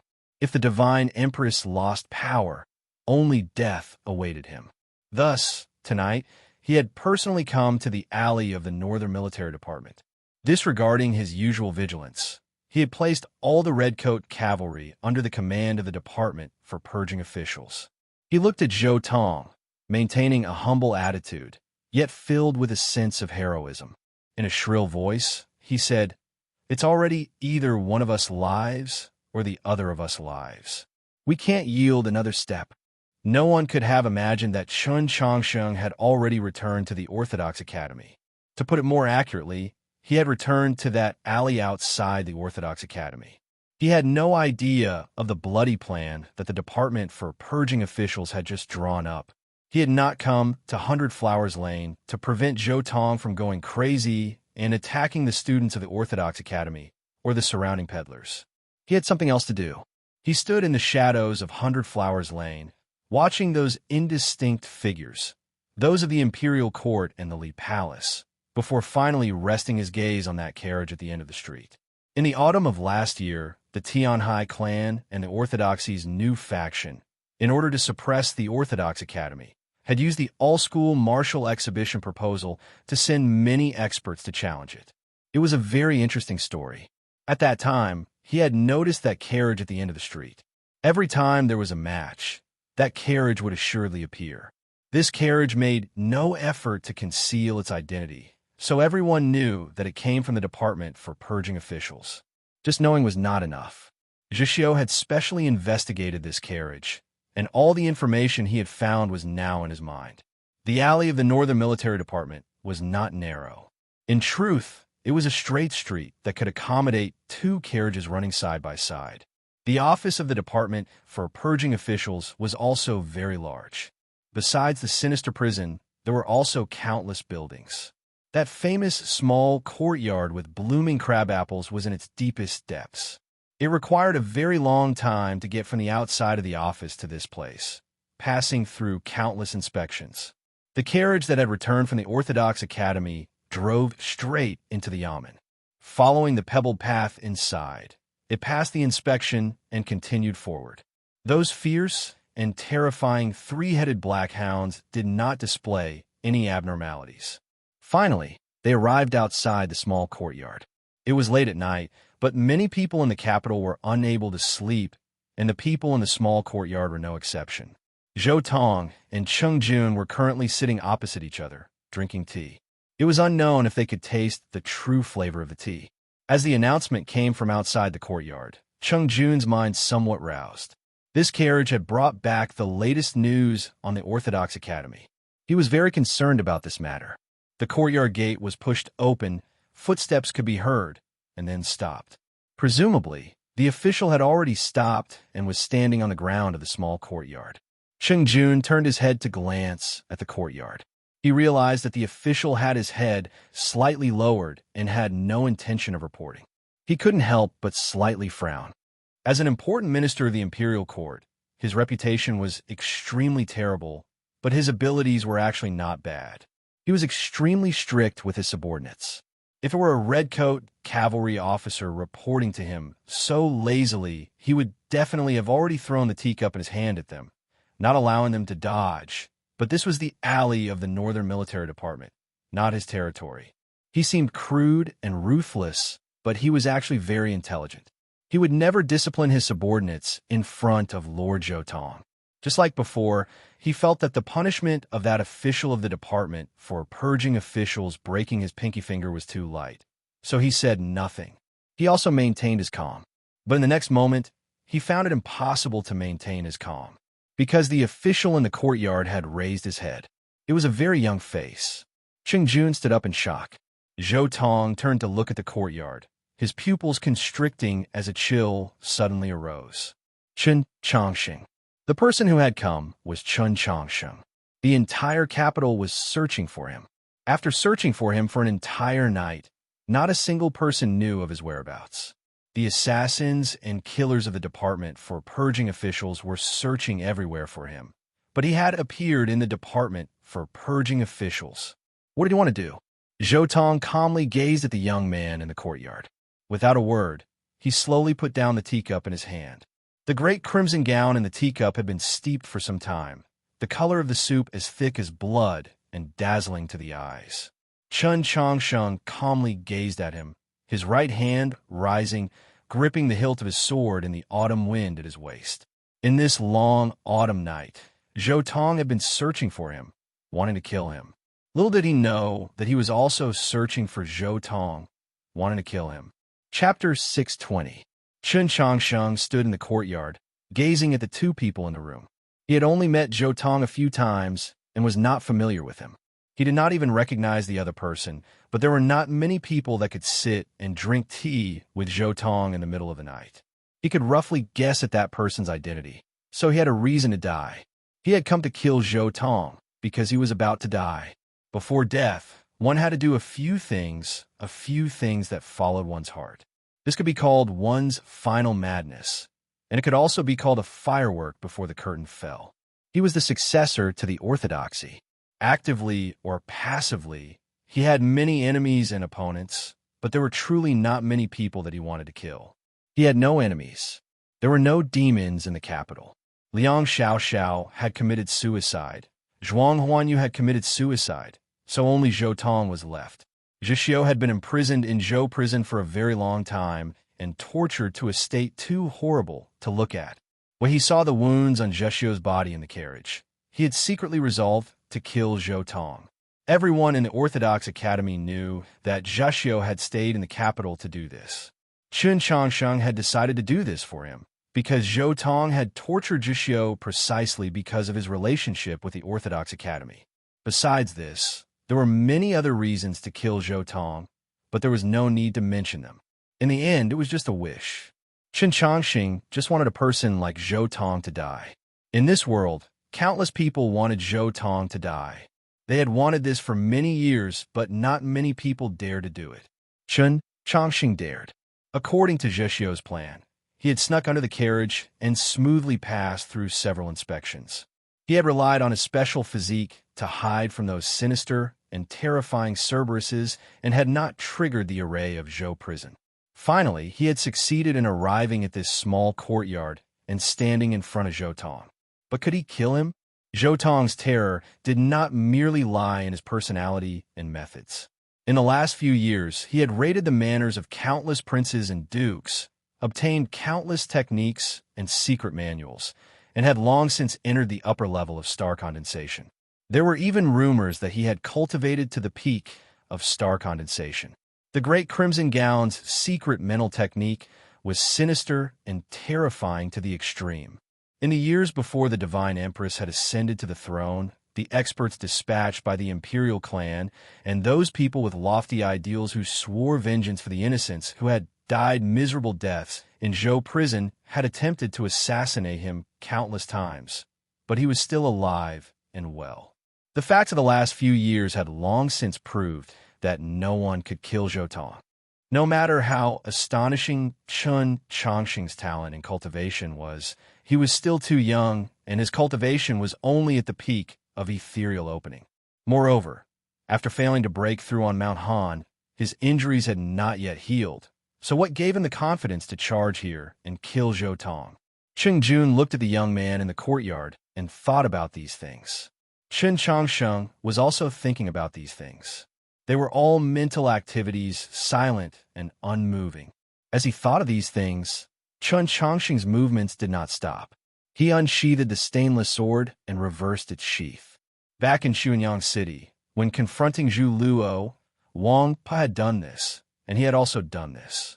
The short sword grew longer and sharper. It was like a spear in his hand, ready to face the battlefield. This showed that he was very cautious and very determined. He looked at Zhou Tong. He didn't even glance at the person next to Zhou Tong. He didn't know that this person was the leader of the Redcoat Cavalry, Cheng Jun, also a middle-level star condensation expert. This was not contempt, this was disregard. The person he wanted to kill was Zhou Tong. Anyone who blocked his sword had to die, no matter who or how strong. Cheng Jun sensed that killing intent. He had never imagined that on such a young, even somewhat inexperienced face, he could see such a calm and firm will. And he had never imagined that in this small courtyard of the department for purging officials, there would actually be someone who dared to release such a certain killing intent towards Zhou Tong. This killing intent was not directed at him, but he was right next to Zhou Tong, even a little closer to Chun Changsheng than Zhou Tong. As a result, his face instantly paled, not because of fear, but because of wariness, because of the heaviness of his heart, and also because he took a deep breath. He was originally one of the few middle-level star condensation experts of the capital. At this moment, his true essence exploded, and as he breathed, the crabapple trees in the courtyard madly swayed despite the lack of wind. Countless strands of the night wind were sucked into his lungs. His abdomen slightly bulged like a war drum. A shrill cry, like the cry of an eagle, burst from his lips. This shrill cry instantly tore through the night sky, spreading throughout all of Zhou prison, perhaps even to every corner of the capital. Cheng Jun felt that he should not be afraid of Chun Changsheng, even if he was the future pope. This was because Chun Changsheng was too young. His cultivation level was already inconceivably high among his peers, but it was still far inferior to Cheng Jun's. Moreover, the injuries in his body had probably not healed, but he was very afraid of death. As the leader of the great Zhou dynasty's redcoat cavalry, he had colluded with Zhou Tong in the last few years, carrying out the Empress's decree or falsely using the Empress's decree to kill countless nobles and ministers, scholars and priests, wealthy merchants and celebrities, and innocent commoners. He had seen far too many dead people, so he grew more and more afraid of death. Moreover, he was a very intelligent person who understood his own position and would never look down on any opponent. Everyone said that Chun Changsheng had failed at star condensation in Mount Han, but he was still the future pope, a true genius. Cheng Jun felt that no matter how much importance he placed on this young man, it was not excessive. Thus, he immediately chose to shriek and move the capital. With the shriek, Chun Changsheng moved. Before the sound of his footsteps could even be heard, they were torn apart by the crushed stone tiles beneath his boots, and then pierced through by the flying gravel, leaving behind only a few buzzing sounds. His body suddenly became illusory.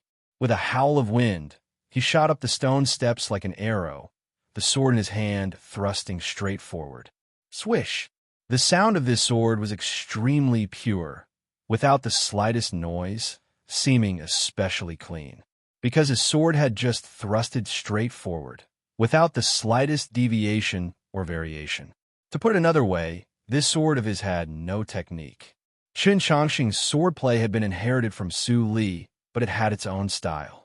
After the stormy battle in Xuanyang City, especially the several dozen sword battles in front of the Orthodox Academy last autumn, and his battle with Su Yurong on the Bridge of Helplessness, the entire continent had no choice but to admit that his talent in the path of the sword had already reached a world-shaking level. If not for the fact that he was too young, he would even have the right to be called a grandmaster of the path of the sword. But tonight, when he came to assassinate Zhou Tong, his first sword was actually so simple, without any sword technique to speak of. It was just that it was incomparably straight, incomparably swift. It was like a straight line had been drawn between the lights of the courtyard and the room, and at the end of this straight line was Zhou Tong. At this moment, Cheng Jun was still standing in this line. Chun Changsheng's sword was very fast, very sharp, but to a middle-level star condensation expert like him, it was not difficult to deal with. He could rely on his movement techniques to temporarily dodge and then seize the opportunity to counterattack. Of course, the simplest method was to use his star domain to forcefully receive it. But Cheng Jun chose to dodge without the slightest hesitation. Because the will of Chun Changsheng's sword was too powerful, its edge too brilliant. The dim yellow light in the room suddenly dimmed. Cheng Jun's body was like a wisp of black smoke, drifting to the right, avoiding this sword. His face was somewhat pale, his expression somewhat panicked. This was precisely the scene that Chun Changsheng wanted to see the most. He had never imagined that this sword could stab this person to death. This sword of his had never been aimed at this person. He did not know this person's name, so he did not mind casually stabbing this person to death. However, this was a sword that was filled with his mind and will. Landing it on this person's body was a complete waste. His sword had to land on Zhou Tong's body. Perhaps it was because the sword light was too bright, but the dim light in the room suddenly became much brighter. Seeing the sword coming at him, Zhou Tong's face also paled, not out of fear or unease, but out of disdain and anger. He was keenly aware that this seemingly simple sword of Chun Chongqing's was actually not simple at all. Countless transformations were concealed behind it. Those transformations were assuredly extremely exquisite and complex, containing all of Chun Chongqing's comprehension of the path of the sword. Not even he could see them clearly in advance. But he was not afraid, not even worried. He remained calm, composed, and confident, because the difference in cultivation between him and Chun Chongqing was too great. No matter how inconceivable Chun Chongqing's cultivation in the path of the sword was, it could not make up for this. He simply would not compete with Chun Chongqing on the path of the sword. He simply would not give Chun Chongqing the chance to display the sword energy concealed in this straight sword and the subsequent sword techniques. He directly chose to use his unfathomable cultivation to crush his opponent into a ghost in a sea of blood. A clear clang resounded through the room. It was the sound of Zhou Tong's pale fingers tapping on the teacup. The porcelain teacup and the fingertips that had dug out who knew how many eyes met, but the sound it produced was so clear and bright. The tea in the cup began to ripple. The tea was a tribute from the south, the best great crimson pow.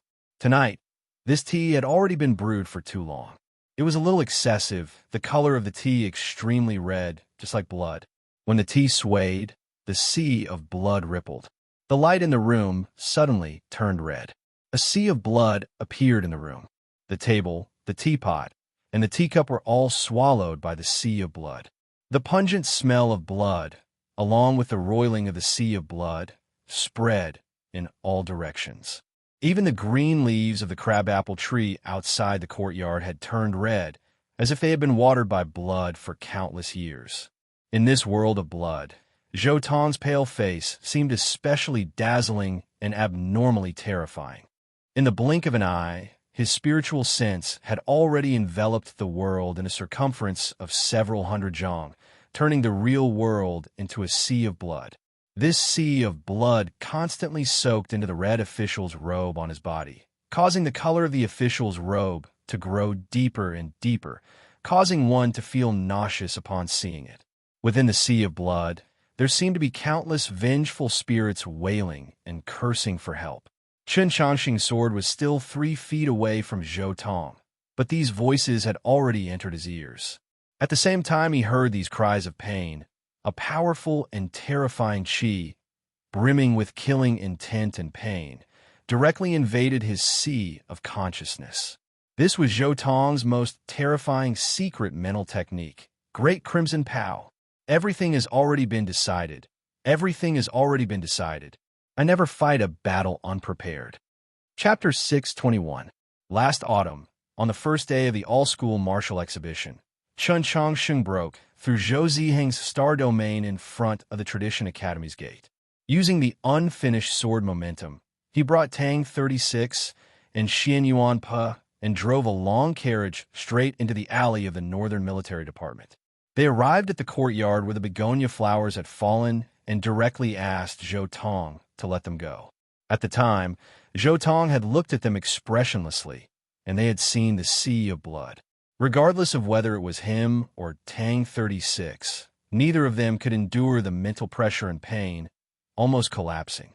Even after leaving this courtyard for a long time, they still could not forget the fear and terror brought about by that sea of blood. And at that time, Zhou Tong had only released a portion of his pressure, not directly attacking like he was doing now. It must be known that when Zhou Tong used the secret technique of the Great Crimson Gown with all his strength, even if his opponent was an upper-level star condensation expert, probably only an abnormal human like Painted Armor Xiao Zhang, who was constantly in a state of madness, would not be affected in any way. Even a person like Liang Wang's son would choose to temporarily guard his mind. Chun Chongqing was only at the peak of ethereal opening. No matter how stable and powerful his divine sense was, no matter how much improvement he had made in this 1 year, how could he withstand this sea of blood? From the looks of it, either his consciousness would be directly destroyed by Zhou Tong's mental attack, or he would be lucky enough to maintain his consciousness. He had to withdraw his sword and retreat, doing his best to get as far away as possible. To cultivators, Zhou Tong's sea of blood was a sea of bitterness. If they couldn't escape it, then they could only sink into oblivion. But even if he chose to put away his sword and leave, could he really leave this courtyard? No one had expected what happened next. Chun Changsheng's face was pale, but he didn't choose to escape, nor did he collapse. His body turned from illusory to solid, and his speed became many times slower, but he still held his sword and stabbed forward. He felt as if he was walking in a waist-deep sea of viscous blood. Although it was difficult and slow, he did not stop. Zhou Tong's pupils constricted as he gazed at the bright light that was gradually tearing apart the sea of blood, the bright sword glow coming from the stainless sword. Why was Chun Changsheng's divine sense so strong? More than 2 years ago, there was only Chun Changsheng in the Tradition Academy. He chose his fated star in the library. His soul consciousness swaggered up to the 9 heavens, reaching the depths of the sea of stars. At the time, the Divine Empress and Mo had a conversation on the dew platform. His divine sense was very strong, but it wasn't exaggerated. What truly stood out was that his expression was very calm. Peace was the only way to achieve greatness. They could travel as far as they wanted. Now, besides being tranquil, his divine sense was even more tenacious. In this 1 year, he had used the 10,000 sword wills in the vault sheath to cleanse his consciousness countless times. His soul consciousness had crossed the ocean of sword intent countless times and touched the black stone tablet on the other side. But he had never lost his way. How could Zhou Tong's sea of blood cause his consciousness to sink into it? He also wore a string of stone pearls on his wrist.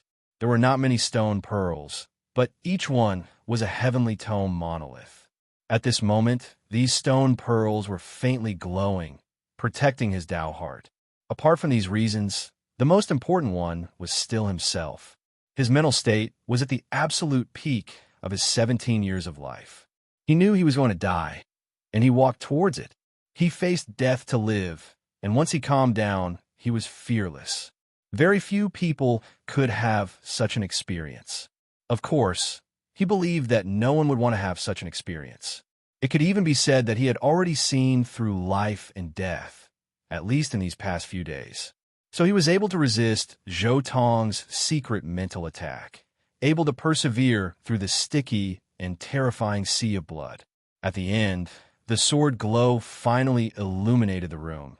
The sword energy finally cleaved a path through the sea of blood, arriving in front of Zhou Tong. Zhou Tong's deep and serene eyes were illuminated by the sword glow, a hint of regret faintly visible. He knew that Chun Changsheng's cultivation in the path of the sword was extremely profound, so he did not want to tangle with Chun Changsheng in this aspect. He only wanted to use his most powerful technique to resolve everything in the shortest amount of time possible. So he did not hesitate to allow Chun Changsheng to increase his sword intent, choosing to use a secret mental technique to attack through space. Yet he had not expected Chun Changsheng's spiritual sense to be so powerful that it could forcibly block the great crimson gown and break through the sea of blood. As a result, that incomparably sharp sword had already arrived in front of him. A sliver of wariness appeared in Zhou Tong's eyes. Even an upper-level star condensation expert could not ignore the sword in Chun Changsheng's hand. From the snowy plains to Xuanyang City, from the capital to Mount Han, from Shui to Lianghongzhuang, from Lin Pingyuan to Zhou Ziheng, far too many star condensation experts had been defeated by Chun Changsheng's sword. But there was still no fear in Zhou Tong's eyes because he was no ordinary star condensation expert. He was a peak star condensation expert. His cultivation was much higher than Chun Changsheng's. Even if he had a problem with his response and allowed Chun Changsheng's sword to arrive in front of him, he still had nothing to worry about, because the space in front of him was his world. Countless stars began to shine from within the blood-red official's gown. They were not silver, but also the color of blood. The sea of blood that enveloped Zhou prison suddenly receded like a receding tide, then condensed into a sphere of blood. This sphere of blood was so real, like it had really been condensed from fresh blood. The crabapple tree in the courtyard regained its green color, but as if it had fallen ill, countless leaves began to fall. Countless dried-up insect corpses appeared in the cracks of the stone steps. Zhou Tong's body was immersed in this sphere of blood, an extremely bizarre sight. This sphere of blood was his star domain. This was his world. Zhou Tong's face was very pale, faintly discernible in and out of the blood, sometimes sinking and sometimes floating. The blood began to boil, emitting an unpleasant stench of blood. Anyone who smelled this stench would easily lose their soul and sink into a state of madness until their soul left their body and died. Cheng Jun had retreated to the back of the room, so he was not affected. As he watched this sight, his eyes were filled with fear. Chun Changsheng had bathed in dragon blood, and his stainless body had always been special, so he was not affected. He continued to stab at the sphere of blood. Zhou Tong's pale face was even more distinct in the mist of blood. He stared at the sword glow and Chun Changsheng, his eyes indifferent. The star domain of the peak of star condensation could be said to be infinitely close to perfection. There was almost no weak spot, let alone a hole. How could Chun Changsheng's sword break through this sea of blood? The stainless sword was clearly stabbing at Zhou Tong's throat, but no one noticed that in the space above them, a sword glow had appeared. Swish! The sword glow pierced through the sea of blood, stabbing straight at his left eye. Zhou Tong's callous lips emitted a fierce howl as his sleeves swiftly danced. The crimson official's robe incessantly trembled, like the waves of a sea of blood. The immortal birds and monsters drawn on the official's robe seemed to come to life. From the depths of a sea of blood surged an innumerable number of faceless and bodiless vengeful spirits. With mournful and resentful shrieks, they lunged at the sword image. The bright sword glow easily tore those vengeful spirits to pieces and continued forward, stabbing into Zhou Tong's left shoulder. With a light swish, a jet of blood shot out. The perfect star domain of a peak star condensation expert had actually been broken. Looking at this scene that was completely impossible, Cheng Jun's face paled, his body trembled, and he was completely unable to speak. Yes, this was originally something that should not have happened, but when the person wielding the sword was Chun Changsheng, this kind of thing seemed to become understandable. Without the slightest exaggeration, in the countless years from the distant past to the present, he was the one who had used his ethereal opening body to surpass cultivation levels and break through star condensation. This was because in the mausoleum of books, he had understood the relationship between the multitude of stars in the sky and the star domain of cultivators. In the wastelands of the north, Su Li had taught him a sword style, giving him a pair of wise eyes that could see through the star domain. The intellectual sword was a sword style or combat method that consumed a great deal of spiritual sense and mental strength. It was a method that Su Li had taught him specifically for breaking through the star domain. The key point of this sword style was to comprehend the relationship between the starry sky and living beings, thereby calculating the holes in a cultivator's star domain. Chun Changsheng's experience of comprehending the monoliths in the mausoleum of books was different from others. So although his calculating abilities were inferior to Su Yorong's and Su Li's, his comprehension of the intellectual sword was not any weaker. Starting from the Plum Garden Inn, he had always been calculating in order to find, or perhaps guess, the weak point of Zhou Tong's sea of blood. His sword had long since been unsheathed, so how could it miss? Blood flew, sword intent exploded, and the temperature in the courtyard rapidly rose. Qin Changxing knew that there was an enormous gap between his and Zhou Tong's true cultivation levels. Once he succeeded, he did not dare to tarry. Using his spiritual sense, he ignited the star radiance and fragments in his body, transforming them into an unimaginable amount of true essence that surged forward through the stainless sword. The stainless sword grew even brighter, exuding a pure and holy white light and heat, as if it would destroy Zhou Tong's life force in the next moment. Yet in the next moment, this scene did not occur. The straight sword had clearly pierced through the sea of blood, stabbed into Zhou Tong's body. but now it seemed to stab into nothingness, as if there was nothing before the edge of the sword. Zhou Tong's true body was actually not in the sea of blood. His crimson official's robe lightly fluttered in the night wind. At some point, he had floated into the air above the room, exuding a bloody and terrifying pressure. A ball of blood appeared in the palm of his right hand. Was this his star domain of the Sea of Blood? The star domain was the most powerful defensive method of star condensation cultivators. It could be said to be their world. Just who could leave their own world and then grasp that world in their hands? Chun Changsheng had seen similar records in the Taoist canon, but he had never encountered it in a real battle. This was the first time he had seen such a scene. Zhou Tong had left his own world, transforming the star domain of the Sea of Blood into a ball of blood in his palm. This also meant that although Chun Changsheng had gone through incomparably complicated and arduous calculations to use the intellectual sword to destroy his opponent's star domain, he was already incapable of harming his opponent's body. On the contrary, his sword had entered the Sea of Blood, which was equivalent to being grasped in Zhou Tong's hand, making it impossible for him to stab forward. Through the feeling transmitted back to him by the edge of the sword, Chun Changsheng very quickly confirmed this chilling fact. Zhou Tong looked down at him from above, expressionlessly asking, "This is that sword?" From the moment he decided to kill Chun Changsheng, even before last summer, he had begun to collect all the information on Chun Changsheng. That carriage had always been parked in 100 Flowers Lane. He knew what Chun Changsheng had done in the wilderness and in Xuanyang City. He knew that Su Li had taught him 3 sword styles, and he even knew that the key to one of these sword styles lay in calculation. Since he knew, as the continent's most famous schemer, a powerful figure skilled in scheming, how could he not calculate how Chun Changsheng would attack? The Sea of Blood that he had spread out was real, and the fact that it had been broken by Chun Changsheng was also real. His response had been very risky, even though he had already prepared a backup plan. All of this had been for a single goal.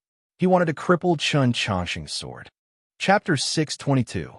It was said that Chun Changsheng was a cultivation genius. After many things had happened in the past 2 years, this conclusion had been publicly acknowledged by the entire continent. But in truth, many people did not know which aspect was his strongest. Was it the quantity of true essence or the ability to perceive? Of course, being able to read through the Taoist canon was a very impressive thing. But between the accumulation of knowledge and the ability to fight, some specific methods were needed as a bridge. Only after sending Su Li back 10,000 li to the south, the several dozen sword battles in front of the Orthodox Academy, and the battle on the Bridge of Helplessness, these 3 major events, did the people gradually confirm that Chun Changsheng's strongest aspect was his sword. This caused many people, especially the priests of the Orthodoxy, to feel somewhat surprised and even faintly uneasy. The Orthodoxy naturally also had sword styles, such as the true sword of the Orthodoxy, the Heavenly Tao Academy's Sword of Hithering Light, or the Temple Sword of the Southern Department, but the Orthodoxy's resources were even more reflected in other aspects. As the successor to the Pope, what Chun Changsheng was most skilled in was not the divine arts of the Orthodoxy, nor was it the Taoist techniques of the Taoist canon, but the sword techniques of Mount Li. Zhou Tong saw Chun Changsheng even more clearly. He knew that Chun Changsheng's strength lay not only in his talent in the way of the sword, but also in his sword itself. He vaguely knew that Chun Changsheng had had a fortuitous encounter in the sword pool of the Garden of Zhou. He had attempted to send people to find where those famed swords had been hidden, but after more than a year had passed, the spies of the Department for Purging officials who had spread throughout the world had ultimately only found one sword in the latrine of the Orthodox Academy. The other famed swords had all disappeared without a trace, causing him to be very vigilant. What he was even more wary of was the sword placed in front of him, the sword that Chun Changsheng was currently holding in his hand. The stainless sword was the newest divine weapon on the tier of legendary weapons. There was nothing special about this dagger, other than its sharpness. However, just as the Pavilion of Heavenly Secrets had said, anything that was unleashed to the extreme would be especially terrifying. This dagger was far too sharp. It could easily pierce through the divine artifact of the Tianhai clan, the Six Protections divine armor. Although Zhou Tong was a powerful expert at the peak of star condensation, his body as tough as steel, he did not dare to test the sword with his body. Moreover, he didn't want Qin Changsheng to fully display his sword cultivation. Therefore, the moment he saw Qin Changsheng raise his head in the room, he had already decided on how to deal with him. He spread out his star domain of Blood Sea and waited for Qin Changsheng to break it with his sword. He used an extremely risky and consuming method to forcefully leave his own world and hold the Blood Sea in his hand. Qin Changsheng's sword was in the sea of blood, held in his hand, tightly controlled by the pressure. No matter how sharp that sword was, it could not touch his body and soul. No matter how profound Qin Changsheng's sword path was, there was no room for it to be used. At this point, Qin Changsheng's intellectual swords all fell into the air and then fell into his calculation. Feeling the boundless power from the edge of the sword, feeling the bloody and terrifying pressure, Qin Changsheng's face became abnormally pale as he raised his eyes to look at the crimson official's robe dancing in the air of the room. The intellectual sword that had been unsheathed at the Plum Garden and had consumed too much of his psyche power and obsession. This was the first time since he started learning swordsmanship in the wilderness that his intellectual sword was completely ineffective. His sword was in the hands of a powerful enemy, and his sword Dao was stuck in the sea of blood, unable to be used. His face paled, perhaps because he had lost too much of his psyche power, or because he had lost his confidence. The stainless sword had been infected by the sea of blood and was no longer as bright as before, making it impossible for him to continue using his own sword technique. However, he still had a sword technique that he could use without needing to move. His spiritual sense fell on the snowy plains outside his ethereal palace. The snowflakes condensed from star radiance madly danced in the air and then instantly ignited. In an extremely short period of time, they exploded with boundless light and heat. A powerful qi and a seemingly tangible flame exploded from the edge of the sword, attempting to break through the foul ball of blood in Zhou Tong's palm. A loud boom resounded. A gale howled through the room. Countless rays of light burst out from Zhou Tong's fingers, making it seem like the bones of his fingers could be seen. The pearl of blood sea wrapped around the dagger trembled uneasily, its surface fiercely heaving up and down. From time to time, a few drops of blood would fly out. When the blood landed on the ground, it would corrode the hard stone floor and hiss. Zhou Tong's expression turned solemn. He knew that Qin Changsheng had a sword technique that could greatly increase the output of true essence, but he had not expected that this sword would be so berserk. A harsh howl once more burst out from his thin and stern lips. The night wind howled in from outside the room, causing his crimson official's gown to flap in the wind. An extremely callous and powerful qi appeared. As his crimson official's gown madly danced, Zhou Tong's figure seemed to grow several times larger, bursting through the back half of the room and transforming into a Dharma idol 10 some zhang tall. Qin Changsheng's sword madly surged with light and heat, sword intent and killing intent. Countless bright rays of light and invisible sword intents shot out from Zhou Tong's fingers, cutting away countless pieces of stone from the walls of the room. Yet his sword was still unable to truly break through Zhou Tong's palm, unable to escape from the pearl of blood formed from the star domain of blood. This was the unbridgeable gap between the peak of star condensation and the peak of ethereal opening. No matter how high Qin Changsheng's cultivation in the path of the sword was, no matter how sharp the stainless sword was, it still seemed to be helpless. In front of Zhou Tong's Dharma idol that seemed like a demon god, standing on the ground, Qin Changsheng seemed so insignificant, like an ant. The light and sword intent exuded by the sword in his hand seemed so dim in Zhou Tong's palm, like the light of a firefly that could be extinguished at any moment. Would this assassination on this early autumn night end just like this? Qin Changsheng's approach to death, to live, would ultimately still be helplessly welcoming death? No. Although it was just the light of a firefly, As long as there were enough of it, it could still illuminate the night until it finally set the plains ablaze, even the heavens aflame. The blazing sword that Sully had taught him was drawn from the secret sword of the Golden Crow and used the energy of the Burning Heaven sword. However, its true energy came from the final move of the Mount Li sword style. The special characteristic of that sword was disregarding life. When Chun Changsheng came today to kill Zhou Tong, he had never thought that he would be able to return alive. He was truly approaching death to live, and he had long ago cast aside life and death. He knew that he was about to die, so he was naturally more disregarding life than anyone else.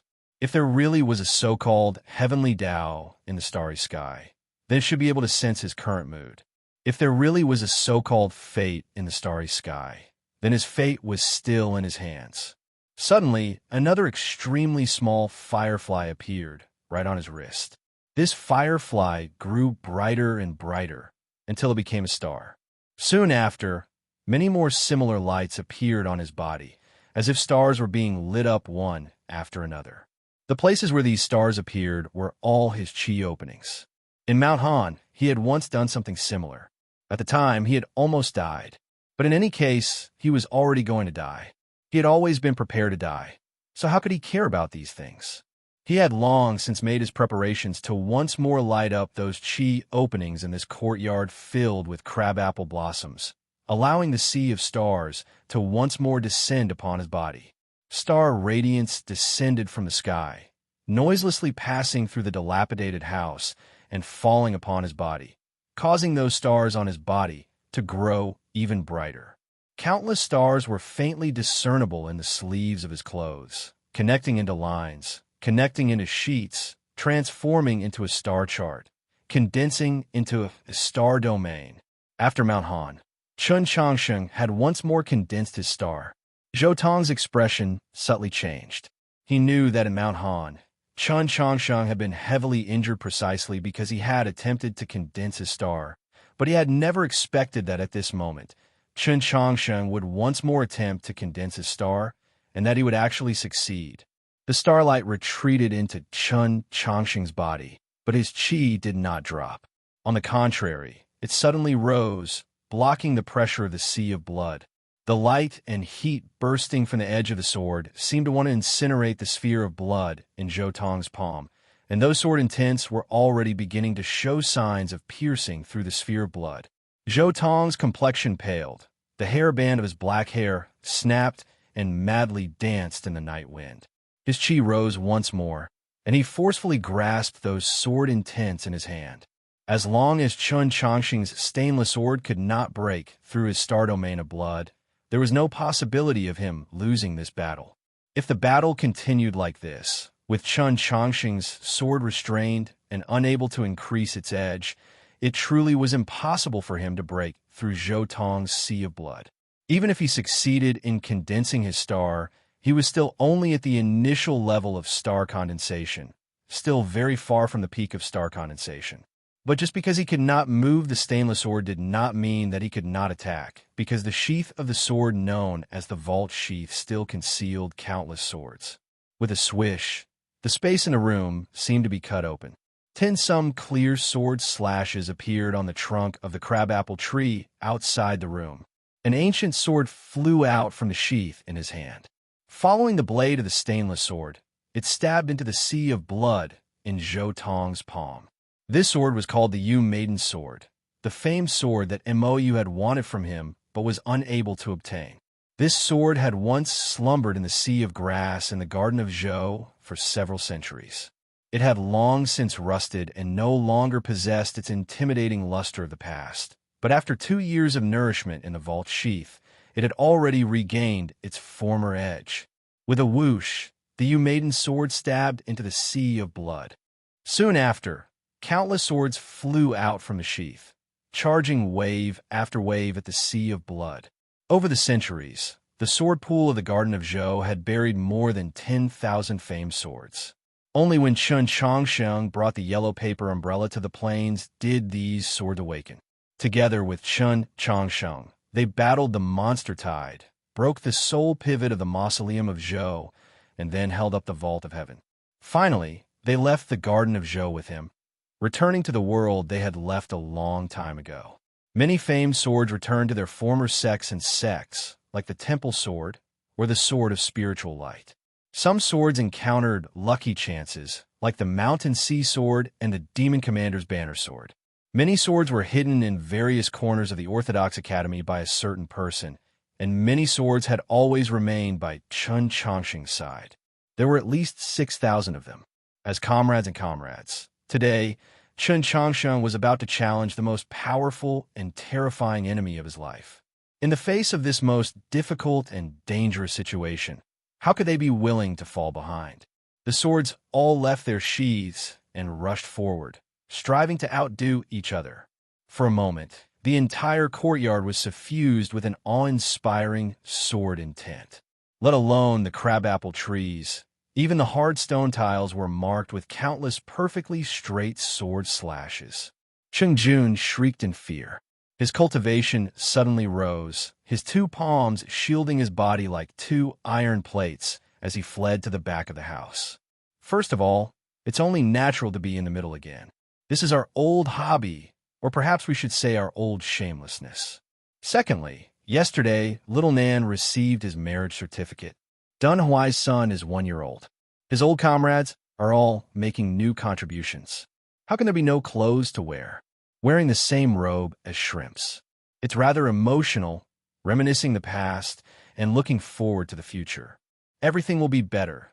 Choosing heaven's will be even better, and everyone will be even happier. Chapter 6:23. Countless sword glows surged out of the vault sheath and bombarded the sea of blood. Either mournful or muffled sounds of collisions and cutting rang out one after another. Dazzling light illuminated the gloomy courtyard, illuminating the broken walls, the scarred crabapple tree, illuminating the viscous sea of blood, and also illuminating Zhou Tong's pale face. The swords were like countless meteors descending from the heavens, carrying with them a frightening light and heat as they incessantly stabbed at the sea of blood and pressure. Zhou Tong's cultivation was already at the peak of star condensation, so he had long since prepared for Chun Chongqing's moves. Chun Chongqing's intellectual sword was unable to find a true flaw and was instead suppressed. But how could his star domain endure the bombardment of so many swords? No matter how nearly perfect it was still not true perfection. As long as there was a flaw, it would definitely be pierced through. The sea of blood condensed into a ball of blood, trapping the peerlessly sharp, stainless sword within. Under the assault of countless sword glows, it began to show signs of breaking.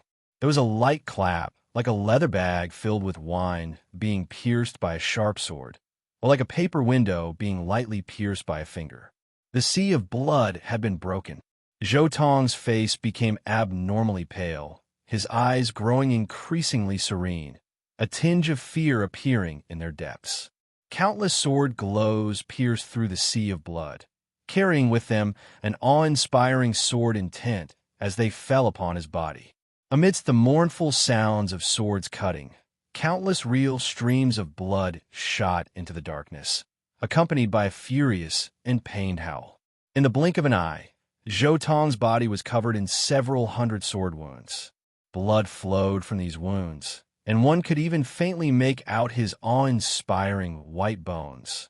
Zhou Tong knew that Chun Chongqing had many swords, and he had also thought that Chun Chongqing might have placed his swords in that sheath called the vault sheath, but he could never have imagined that Chun Chongqing had the ability to simultaneously control so many swords. It must be known that these swords were all heirlooms that had once enjoyed an illustrious reputation in the world. So how could they be controlled by a youth who had just entered the initial level of star condensation? Blood madly spurted through the courtyard, flowing onto the cracked stone floor, and also flowing into that seemingly illusory sea of blood. The sea of blood was broken, but it did not disperse. On the contrary, as Zhou Tong's true blood flowed in, it became even more berserk, the stench of blood thickening. A hand reached out from the sea of blood, from the darkness. It was Zhou Tong's left hand. There were already countless wounds on his palm, his skin and flesh split open and covered in blood.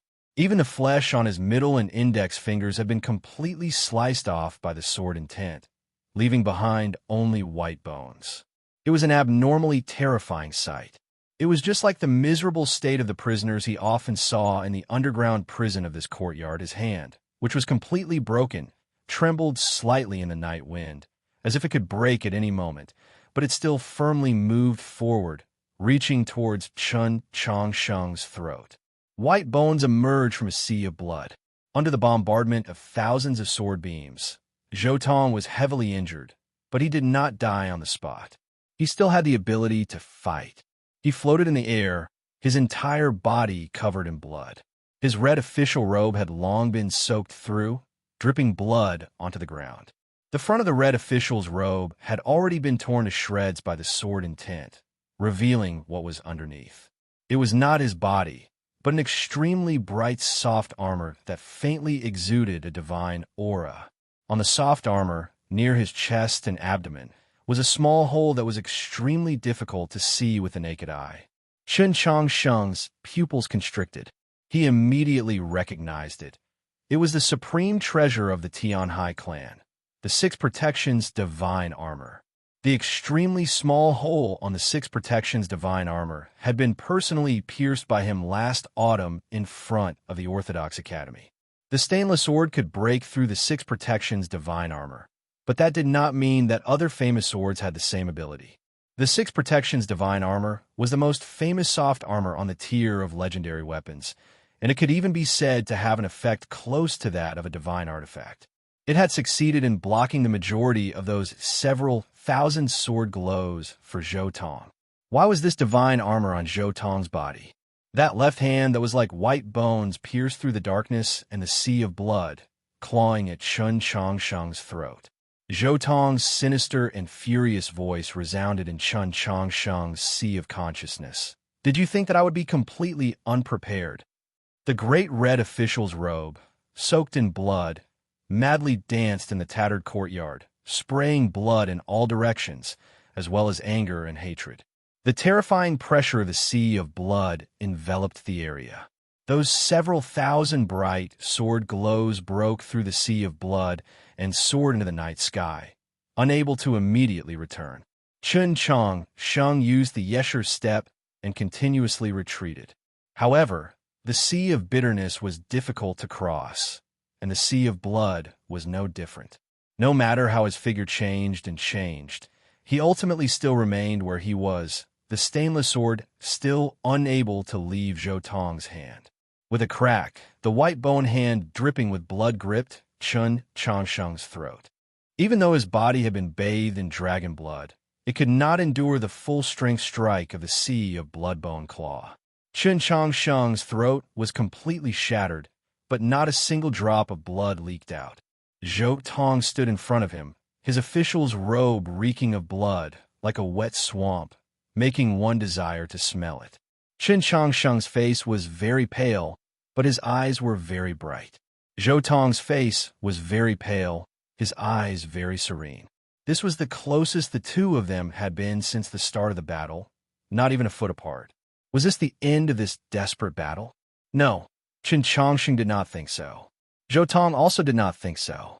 Zhou Tong was the person who had killed the most people in the world and had seen the most death, so he was most afraid of death. He did not want to die. He had been cautious his entire life and would not miss a single detail. He did not know that Chun Changsheng would come to kill him, but in these past few decades, someone could come to kill him at any time, so he was always prepared. Only when Chun Changsheng appeared in this courtyard once filled with crabapple blossoms did all his caution and preparation show their use. He knew how much ability Chun Changsheng had, how many fortuitous encounters. He knew of the 3 swords that Su Li had passed on to Chun Changsheng, knew that Chun Changsheng had brought out countless swords from the Garden of Zhou. He naturally had the corresponding methods, like the star domain of the Sea of Blood transforming into a ball of blood in his palm, or the Six Protections divine armor hidden beneath his crimson official's robe. Was this all? No, he knew that Chun Changsheng still had some trump cards, such as the magical artifacts that Princess Luluo had bestowed upon him back then, or that Suli might have left behind some life-saving abilities for him, or that divine staff that the Pope had bestowed upon him. Thus, Chen Changsheng naturally still concealed a corresponding strongest move. Even though he was heavily injured, his flesh cut to pieces by the sword glows, he still did not use his strongest move, because he had always remembered that divine staff. That divine staff that represented the authority of the orthodoxy, that legendary divine staff that had the power to split the heavens and split the earth. It's already come to this. I'm already gripping your throat with my cruel fate. What are you still waiting for? Zhou Tong's eyes became abnormally deep and serene, shrinking like some monsters, seeming to become a straight line. He knew that in the next moment, Chen Changsheng would use the orthodoxy's divine staff and deliver his most decisive strike. He was waiting for that moment of light to arrive. Countless sword glows pierced through the sea of blood and into the night sky, but they still had not returned. A bloody hand of white bone gripped Chen Changsheng's throat. This was the moment he was closest to death, and also the moment Zhou Tong was closest to him. Chen Changsheng had been waiting for this moment. He had struck. Just as Zhou Tong had expected, the moment he struck, there was light. Zhou Tong's face was abnormally pale in the light, but there was no surprise or fear on his face because everything was within his expectations. The blood-red official's gown glowed with a strange luster under the light. With the dripping of blood, a magical artifact exuding an ancient chi floated out of his sleeve and blocked the light. It was a mirror, its ancient chi tinged with mysteriousness. The surface of the mirror was as smooth as water, as if it could reflect all light. If Chen Changsheng could recognize this copper mirror, he would know that even if this copper mirror could not completely block the light of the orthodoxy's divine staff, it could still buy some time for Zhou Tong. In the shortest amount of time, that bloody hand of bone would be able to wrench his head from his neck. Yet this sort of thing did not happen. The depth in Zhou Tong's eyes was chased away by the light, revealing a tinge of fear. Because the light that had arrived in front of him was not a patch, but a ray. An incomparably bright light flashed through his eyes. Where did this light come from? It was not the sword glow that was rapidly flying back. Similarly, it was not the divine light emitted by the orthodoxy's divine staff. This ray of light was so pure, without the slightest impurity. It was only because of this that it seemed so terrifying. This ray of light was decisive, fierce, and breathtaking. Zhou Tong's eyes were the first to see this ray of light, so his eyelashes snapped. Soon after, a line of blood appeared in his eyes, snapping from middle. The copper mirror that had floated out of his sleeve had no use at all, snapping from the middle. This fierce blade glow seemed to rise from the night sky and descend from the yellow springs, cleaving at him. An extremely shrill and miserable howl burst forth from his blood-stained lips. The countless magical artifacts he had brought with him all exploded, the courtyard seeming to explode with fireworks, yet they still could not stop the descent of that ray of light. His great red official's gown madly danced in fear. His body transformed into a gloomy shadow, retreating into the depths of the courtyard, but he still could not avoid the descent of this ray of light. The ray of light fell on his body. The laces of the Six Protection's divine armor were severed. His earlobe was severed. His shoulder was severed. His left arm was severed. Before this bright ray of light, everything, even the light emitted by the other sources of light and the night wind, was severed. This ray of light was a blade glow. The blade glow descended. A clear and perfectly straight line of blood appeared on Zhou Tong's face and body, extending from his left eye all the way to his ribs. With a light swish, a flower of blood flew out of his eye. His left cheek was blown away by the wind, his left shoulder was cut off, and his left arm fell to the ground. Only then did he heavily fall to the ground, vomiting a mouthful of blood so thick that it could not be dissolved. What sort of blade was this? Chen Changsheng walked into the ruins, his hand gripping the blade. This was the kitchen knife he had taken from the kitchen before leaving the Orthodox Academy. This was the most terrifying blade in the world, from ancient times until now. Before this blade, mountains and rivers would all be severed in two. Severin 2. Chapter 6:24. Chun Changsheng, shrouded in starlight, walked towards the ruined sea of blood. Through his clothes, it seemed like several hundred stars were faintly discernible. Zhou Tong lay in the ruins of the courtyard, constantly vomiting blood, no longer able to stand up. From the start of the battle, Cheng Jun had been hiding in the shadows, but now that the entire courtyard had been destroyed, there were naturally no shadows, revealing his figure. As the only person to personally witness this battle, the leader of the great Zhou dynasty's redcoat cavalry had been in a daze for a very long time. Chun Changsheng had actually won? A heavily injured youth had actually defeated the peak star condensation Lord Zhou Tong in a direct battle. In this battle, the power Chun Changsheng had displayed had completely surpassed his imagination. No, surpassed the imagination of the entire world. At this time, Chun Changsheng had already walked up to the ruins, his face pale and on the verge of collapse. In this desperate battle, he had obtained the final victory, but he had also paid an unimaginable price.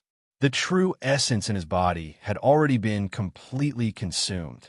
Even more frightening was that the price of forcefully breaking into star condensation had caused the meridians in his body to rupture once more. That blood, which contained boundless life, energy, and danger, was currently flowing through his internal organs. A harsh light suddenly flashed through Cheng Jun's eyes. In this battle, Chun Changsheng had displayed an unimaginable strength. Even now, he still could not understand just what that dazzling and violent blade glow was. But it was obvious that Chun Changsheng was on the verge of collapse and should not have the ability to continue fighting, so he wanted to gamble. His right hand rose in the wind and hung by his waist. At any time, he could take out his magical artifact and prepare to launch a sneak attack. Just at this moment, Chun Changsheng turned his head to glance at him. His gaze fell, his spiritual sense fell, and his mind moved. Above the ruins of the courtyard, countless mournful cries of swords resounded through the night sky. Soon after, countless sword glows descended from the sky. The several thousand sword glows that had left their sheaths to destroy Zhou Tong's star domain of blood followed Chun Changsheng's will and returned to the human world. An awe-inspiring sword intent enveloped the battlefield. The cries of swords ceased, and what followed was a very soft, piercing sound, like a piece of cloth being pierced. Cheng Jun lowered his head and saw that a bloody hole had appeared in his chest. Soon after, even more sword glows pierced through his body. More and more bloody holes appeared on his body. Thousands of sword lights, thousands of bloody holes. They were so densely packed that his body was covered in holes, and blood was spurting out everywhere. Because there were too many sword holes, the blood flowed out in an instant. The dim light at the back of the courtyard shone through those holes, making his body look like a unique lampshade. Cheng Jun raised his head and glanced at Chun Changsheng blankly. Then, his body suddenly loosened and became a pile of flesh on the ground. Only his head remained relatively intact. Thousands of sword flashes passed through his body, swept across the courtyard, and then returned to Chun Changsheng's sheath. The two crabapple trees were reduced to wood shavings and leaves in the night wind. Dozens of houses with the courtyard as the center were all cut into ruins. Just like how shocked and confused Cheng Jun was, even if Chun Changsheng forcefully broke into star condensation. Logically speaking, he should not have been able to defeat a powerful expert on the level of Zhou Tong. But in reality, no one had ever seen his true strength. No one knew how strong he would be if he went all out. Su Yurong had a rough understanding, but she had never seen it with her own eyes. Zhou Tong only knew that he had many famous swords passed down through the ages and that he had learned the sword from Su Li, but he did not know that he had also practiced Wang Po's blade intent, much less that he had learned Zhou Dufu's having blade style. He knew that he carried the orthodoxy's divine staff, but he did not know that Su Li had left a letter in his bosom and that there were 5 heavenly tome monoliths on his wrist. Tonight's battle was the first time that Chun Changsheng had completely displayed his strength. No, even at the very end, he had not used all of his techniques because there was no need. Chun Changsheng had used what Zhou Tong knew about him and what he did not know to perfectly design tonight's battle and obtain the final victory. Back when they had returned south from the snowy plains, Sully had taught him many things on the road. Marching armies and fighting battles, strategizing, he had used them all tonight. This was the true intellectual sword. From start to finish, all the details had been in his grasp. Of course, the key to his victory over Zhou Tong was still that final blade.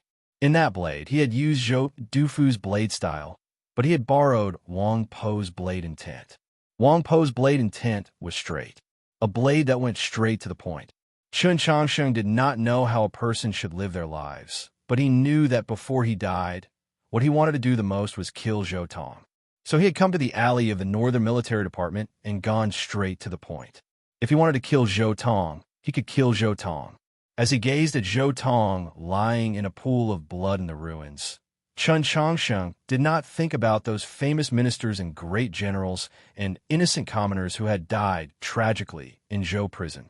He did not think about the dreadful torture that Zheshio had once suffered in this place. Without thinking about anything, he let go of the kitchen knife, gripped the stainless sword in the wind, and walked forward. He only needed to take 2 steps forward, the sword would fall, and Zhou Tong would die. He had no hesitation about this, no sympathy for the wicked, and certainly no explanation or funeral oration for the wicked. And yet, he suddenly realized that he could not walk over. His face had become abnormally pale. At this moment, he was like a child who had not recovered from a long illness. The night wind gently blew through the ruins of the courtyard. Both the sword glows and the sea of blood had already vanished without a trace. Some sort of law and principle faintly appeared in the breeze, blocking his steps. It was a law and principle that he currently could not break through, an existence that surpassed the scope of his current understanding. Yet it was something that seemed familiar to him. He gazed into the depths of the darkness, wanting to see something, but ultimately he saw nothing. Then he heard a few things: the light rustling of the night wind, the distant plaintive cries of autumn insects, the sound of the air being torn apart, the thundering of hooves on the street, the exhalation of experts, the sound of battle, and the splashing of blood. The courtyard returned to silence, and then the darkness was torn apart by an even deeper darkness. Tinsome assassins of the department for purging officials transformed into tinsome rays of blacklight and arrived at the scene. They had no time to be shocked by what had just happened and immediately stood in front of Zhou Tong to protect him. At the same time, several assassins with cold qi rushed at Chun Changsheng. Chun Changsheng knew that it was probably impossible to kill Zhou Tong tonight. This fact caused his hand gripping his sheath to become somewhat cold, as did his body. He paid no attention to those assassins of the department for purging officials, instead continuing to gaze into the depths of the darkness, hoping that his opponent would appear and give a few words of explanation. But the darkness was still the same, so his breathing gradually became coarse. Only those closest to him knew that this meant that he was currently extremely angry. The person hidden in the darkness was probably also keenly aware of this point. The black-clothed assassins of the department for purging officials were like a part of the darkness, noiselessly arriving in front of Chun Changsheng. Without hesitation, they raised their poisoned metal thorns and thrust them at him. Chun Changsheng's true essence was already exhausted and his internal injuries were acting up, but logically speaking, he should still have the ability to fight. At the very least, he should not have been killed by these assassins. But he did not move. He only gazed into the depths of the darkness, his eyelids drooping, concealing the disappointment and faint sorrow in his eyes. Whoosh, whoosh, whoosh, whoosh. Several dozen piercing sounds rang out as many bright streaks of light appeared in the gloomy ruins of the courtyard. These streaks of light were crossbow bolts imbued with divine energy, originating from the divine crossbows of the Orthodoxy cavalry. Those black-clothed assassins groaned again and again as they desperately dodged, but they were still unable to escape the rain of crossbow bolts. They were shot and then transformed into plumes of smoke. Dense and hurried footsteps rang out, followed by the sound of a door being forced open and the sound of old roof tiles being trampled on. 100-some Orthodoxy cavalry from the Li Palace had at some point abandoned their mounts. From the main street, they had leaped over houses and walls. In the shortest amount of time, they had completely surrounded the courtyard, at the same time tightly guarding Chun Changsheng behind them. Just as the Orthodoxy cavalry charged into the office of the department for purging officials, a line of fire suddenly blazed high up in the night sky. Shui Xingchuan had come. His hand gripping his spear, he stood in front of Zhou Tong and the others, his expression cold and stern as he gazed at Qin Changsheng in the midst of the Orthodoxy cavalry. Then he raised his right hand. With his action, the figures of many Imperial Guard soldiers appeared in the darkness behind the ruins of the courtyard. These soldiers wielded crossbows, the tips of the crossbows suffused with a gloomy and terrifying light. There was a deathly stillness as the two sides confronted each other. No one spoke, and no one dared to take the initiative to draw their crossbows. Everyone was staring at Shui Xingchuan's right hand. They knew that his right hand would assuredly fall, but they did not know whether it would fall gently or forcefully. These two actions represented two completely different wills. This also signified that tonight, the capital, the future Great Zhou dynasty, would enter two completely different situations. Let's end it here. An elderly voice came from the back of the crowd. The crabapple tree in the courtyard had already been reduced to splinters. The house had already been reduced to ruins. Only the remnants of the stone arch leading to the outside world remained. Mao Qiyu and a Taoist, nun dressed in a religious robe, walked in through the broken stone arch. Shui Xingchuan's eyes narrowed as he recognized the Taoist, nun dressed in a religious robe. It was none other than the Li Palace's Archbishop of the Divine Edict, Lin, who was permanently stationed in the south. However, he did not know when she had returned to the capital. Two of the Orthodoxy's 6 prefects had already appeared here. In Mao Qiuyu's hand was a magical pestle faintly glowing with light. This was a precious treasure of the Li Palace. Qin Changsheng murdered a minister of the imperial court. Could it be that the Li Palace wants the imperial court to treat this matter as if it never happened? Shui Xingchuan did not turn to look, but he also knew that Zhou Tong's miserable condition was unknown. He said these words not because he was Zhou Tong's only true friend in the world, but because he was a divine general of the Great Zhou. He represented the will of the divine empress. Mao Qiyu walked up to Qin Changsheng and calmly said, Lord Zhou Tong has murdered so many ministers of the imperial court in these last few years, but the imperial court has always treated it as if it never happened. As the next pope, Principal Chun, what does it matter if he occasionally does something like this? The original title of the chapter was, In the Depths of the Darkness, There is a Voice. Because it exceeded the number of words allowed for the title, it was changed to this. Chapter 6:25. Hearing this, Shui Xingchuan narrowed his eyes even more and tightened his grip on his spear. He was the continent's second-ranked divine general, and his strength was far more formidable than ordinary peak star condensation cultivators, faintly surpassing those at the same level by half a level. Coupled with the fact that he was in the prime of his life, both his spirit and bearing were at their peak. Many people even believed that his strength had already surpassed divine General Han Qing in the Mausoleum of Books. Even if Mao Qiyu and Lin worked together and had that treasure of the Li Palace, Shui Xingchuan was confident in dealing with them. But could he really keep Qin Changsheng here? Just then, a massive boom suddenly came from the long street that ran parallel to the alley of the Northern Military Department, followed by the stamping of hooves and the collapse of buildings. Dust flew everywhere. The people around the ruins of the courtyard looked over and saw that the buildings along the street had already been destroyed, revealing the scene on the main street. Bright candles burned in lanterns and torches. The dim light of the long street fell upon the armor, but it did not give any warmth. At this end of the street were 18 cardinals of the Li Palace with profound cultivation, as well as several hundred Orthodoxy cavalry wielding divine crossbows. At the other end of the street was a dense tide of soldiers of the capital's city gate department and the well-equipped Imperial Guard. At the very front was the austere Su Shiji himself. The standoff between the Imperial Court and the Orthodoxy had already lasted an entire night. At the start, both sides had been searching for someone, but now they were at daggers drawn, ready to strike at any moment. In truth, both sides had already struck. The collapsed buildings, the still unsettled dust, the corpses of cavalry lying in pools of blood on the street, the trail of blood at the corner of Su Shurji's lips, and the 3 heavily injured cardinals were all clear proof. The atmosphere on the street was abnormally tense and oppressive.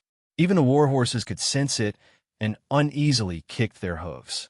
The person who ultimately ended this standoff was a person that no one had expected. Zhou Tong, covered in blood and on the verge of death, said, "I'm still alive." Yes, he was still alive. This was something that Chen Changsheng could not accept, but it was something that both the orthodoxy and the imperial court were willing to accept because this meant that there was still room for a buffer. Now, Zhou Tong himself had spoken. A carriage drove over from the alley. The curtain was raised, revealing Prince Chunlu's face. His handsome face was covered in worry, especially after seeing Chen Changsheng. "I'm going to take him back," Prince Chunlu said to Xue Xingchuan, his eyes calm and fearless. After a few moments, Xue Xingchuan slowly lowered his right hand and expressionlessly glanced at Chen Changsheng, then ordered his subordinate, Prince Chen Changsheng. The hoofbeats rose once more, still like thunder, but not as hair-raising as before. The cavalry of the imperial court and the orthodoxy followed their orders and slowly retreated into the darkness at the 2 ends of the street. "I've given everyone trouble," Chen Changsheng said to Prince, and then Chen Lu helped him onto the carriage. Chen used Chen. Prince Chen. The night wind rustled the curtains, allowing him to see the alley of the Northern Military Department and that courtyard that he had never seen from the main street. He saw the Imperial Guards lifting Zhou Tong onto a stretcher. Zhou Tong's eyes were closed. His face was pale, and his body was covered in blood. He looked just like a dead man. Even if the Imperial doctors of the Imperial Palace could save him, this renowned treacherous official would have lost half of his body and soul. He would be no different from a cripple. But Chen Changsheng still found it impossible to erase the knot on his brow. "Am I being too daring, not caring for the greater good?" he asked Prince Chunlu. Prince Chunlu patted him on the shoulder and comfortingly said, "Zhou Tong is naturally not an ordinary official, but to the Empress he will only be used if he is useful. If you really had killed him just now, would the Empress still take revenge for him? Would she have stirred up a war for him and killed the future pope? Of course not." In truth, he had not even finished his sentence. In his view, if Chen Changsheng was the Empress's own son, then his life was naturally more important than Zhou Tong's. Regardless of whether that rumor was true, even if the Empress wanted to kill Chen Changsheng, in her heart, Chen Changsheng's life was still 1,000 times, 10,000 times more important than Zhou Tong's. Prince Chunlu's gaze passed through the curtain and fell on Zhou Tong's body. He harshly said, "He's a dog. Only a dead dog is a dog. As long as it's alive, it's still a wolf." Chen Changsheng recalled what Jiaxiu had said to him in the past and suddenly felt very tired. He said, "I wasn't able to truly kill him tonight, but I don't know if I'll have another chance in the future." He was keenly aware that at the very least, he would not have another chance to kill Zhou Tong. A person like Zhou Tong is naturally not easy to kill. For you to be able to force him to this state is already very extraordinary. As a member of the Imperial clan, Prince Chunlu could not possibly have any good impressions of Zhou Tong. More than anyone else, he wanted Zhou Tong dead, so he was more grateful than anyone else for what Chen Changsheng had done tonight. "I admire you very much," he said to Chen Changsheng. Thinking of the turmoil in the capital tonight and the tense situation on the street that could erupt at any moment, his expression also grew solemn. He had appeared on the street earlier, and now sat in a carriage with Chen Changsheng, escorted away by the orthodoxy cavalry. This was tantamount to formally declaring his position to the entire capital and the divine empress. Chen Changsheng did not feel that there was anything about him that was worthy of admiration, because he had still not been able to kill Zhou Tong. In the Orthodox Academy, Jiaxiu had once said that after he killed Zhou Tong, he would go to Mount Li to fetch Qi Jian. At the time, Tang 36, and the others had all felt that this was an impossible matter. An important figure like Zhou Tong was naturally very difficult to kill, but tonight he had truly almost succeeded. If not for that final smear of darkness blocking his path. If not for a voice coming from the depths of the darkness falling directly into his mind. This was a voice that he was very familiar with, and also a voice that he had not heard in a very long time. At the time, in that courtyard shrouded in darkness, only Chen Changsheng and Zhou Tong were present. Chen Changsheng had heard that voice, and Zhou Tong had also heard it. At the time, he believed it to be a hallucination that occurred when he was on the verge of death. The darkness was so serene, so cold. He did not want to die, because death was an even more serene, even colder abyss. At the moment when he was the closest to death, all his sinister and terrifying shell was completely shattered. What remained was that malicious, petty, and cowardly him. After confirming that the voice was real, he unhesitatingly agreed to that person's conditions. As expected, that smear of darkness protected his life, but he could not feel a shred of warmth from it. On the contrary, he felt even colder.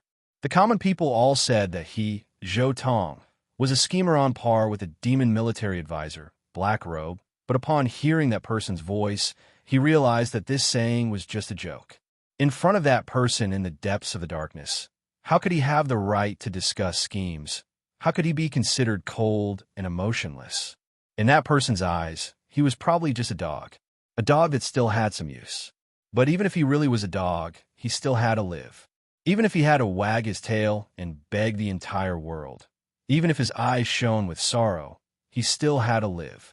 As he thought of these things, his mind grew increasingly agitated. Zhou Tong could no longer resist the assault of his injuries and fainted.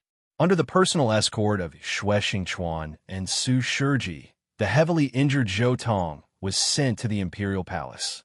Only in this place, could he be assured of his survival. The news that Zhou Tong was heavily injured had probably already spread. In the capital at night, countless people wanted him dead. It was just like the situation Su Li had encountered on his return journey south.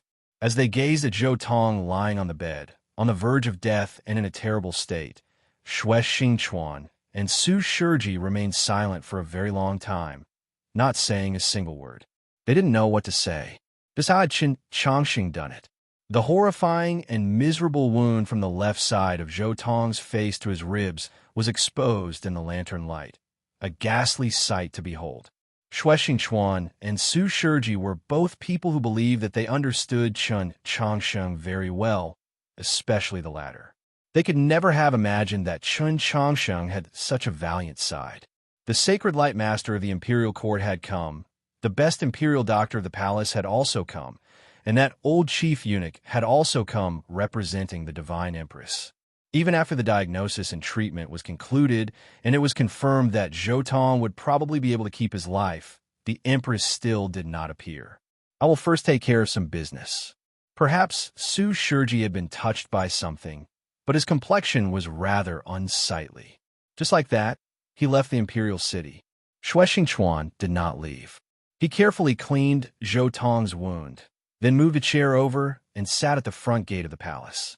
He closed his eyes, the spear held horizontally in front of his knees.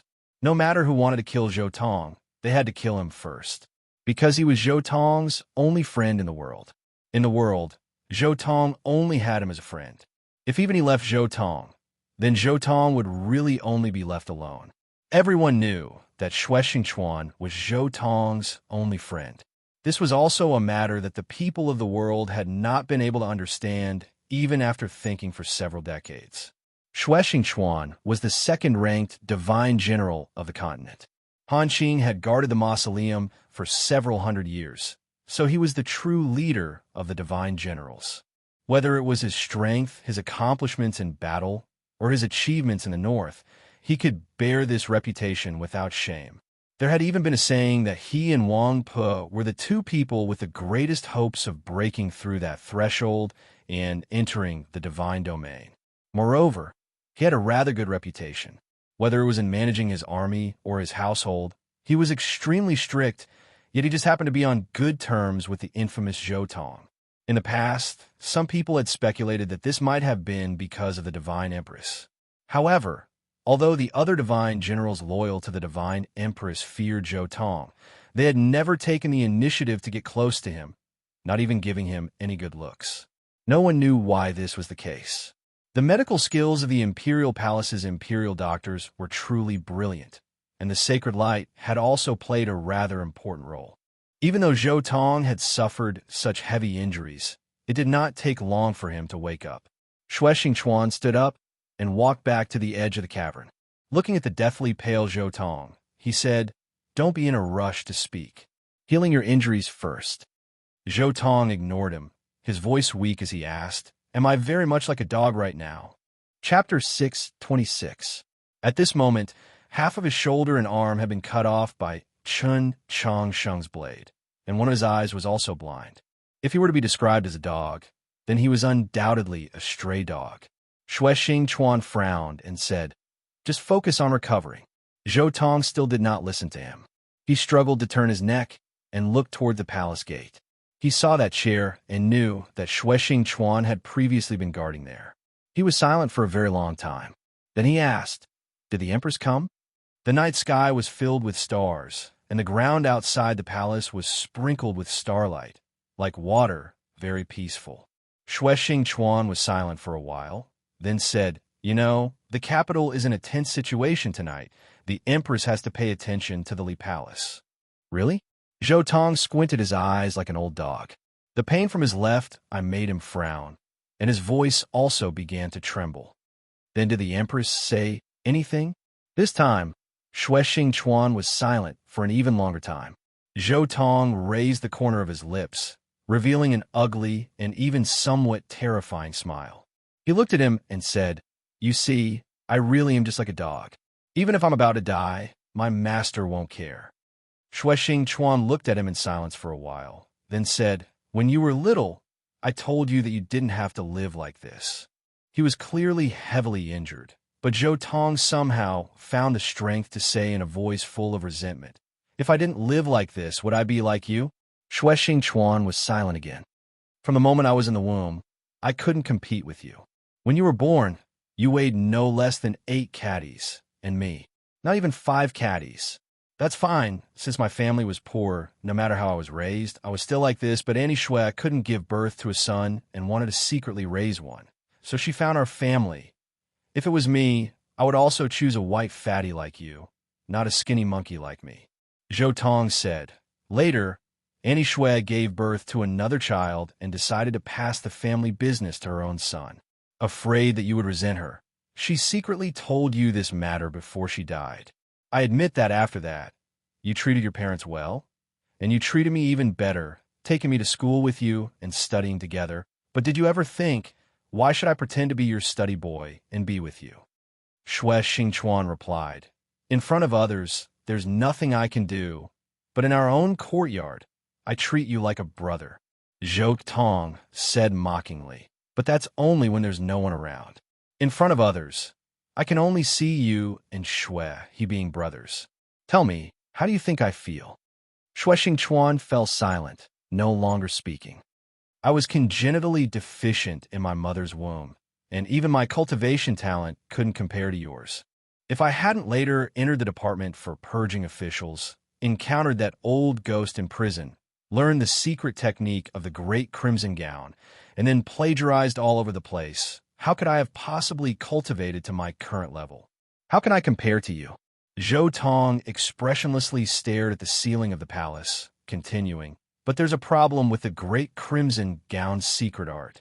Later on, I cultivated too many things, so there's no hope for me to reach that step in this lifetime. Meanwhile, you're walking step by step in that direction. I just don't understand. We're both twins, so why is there such a huge difference in our fortunes?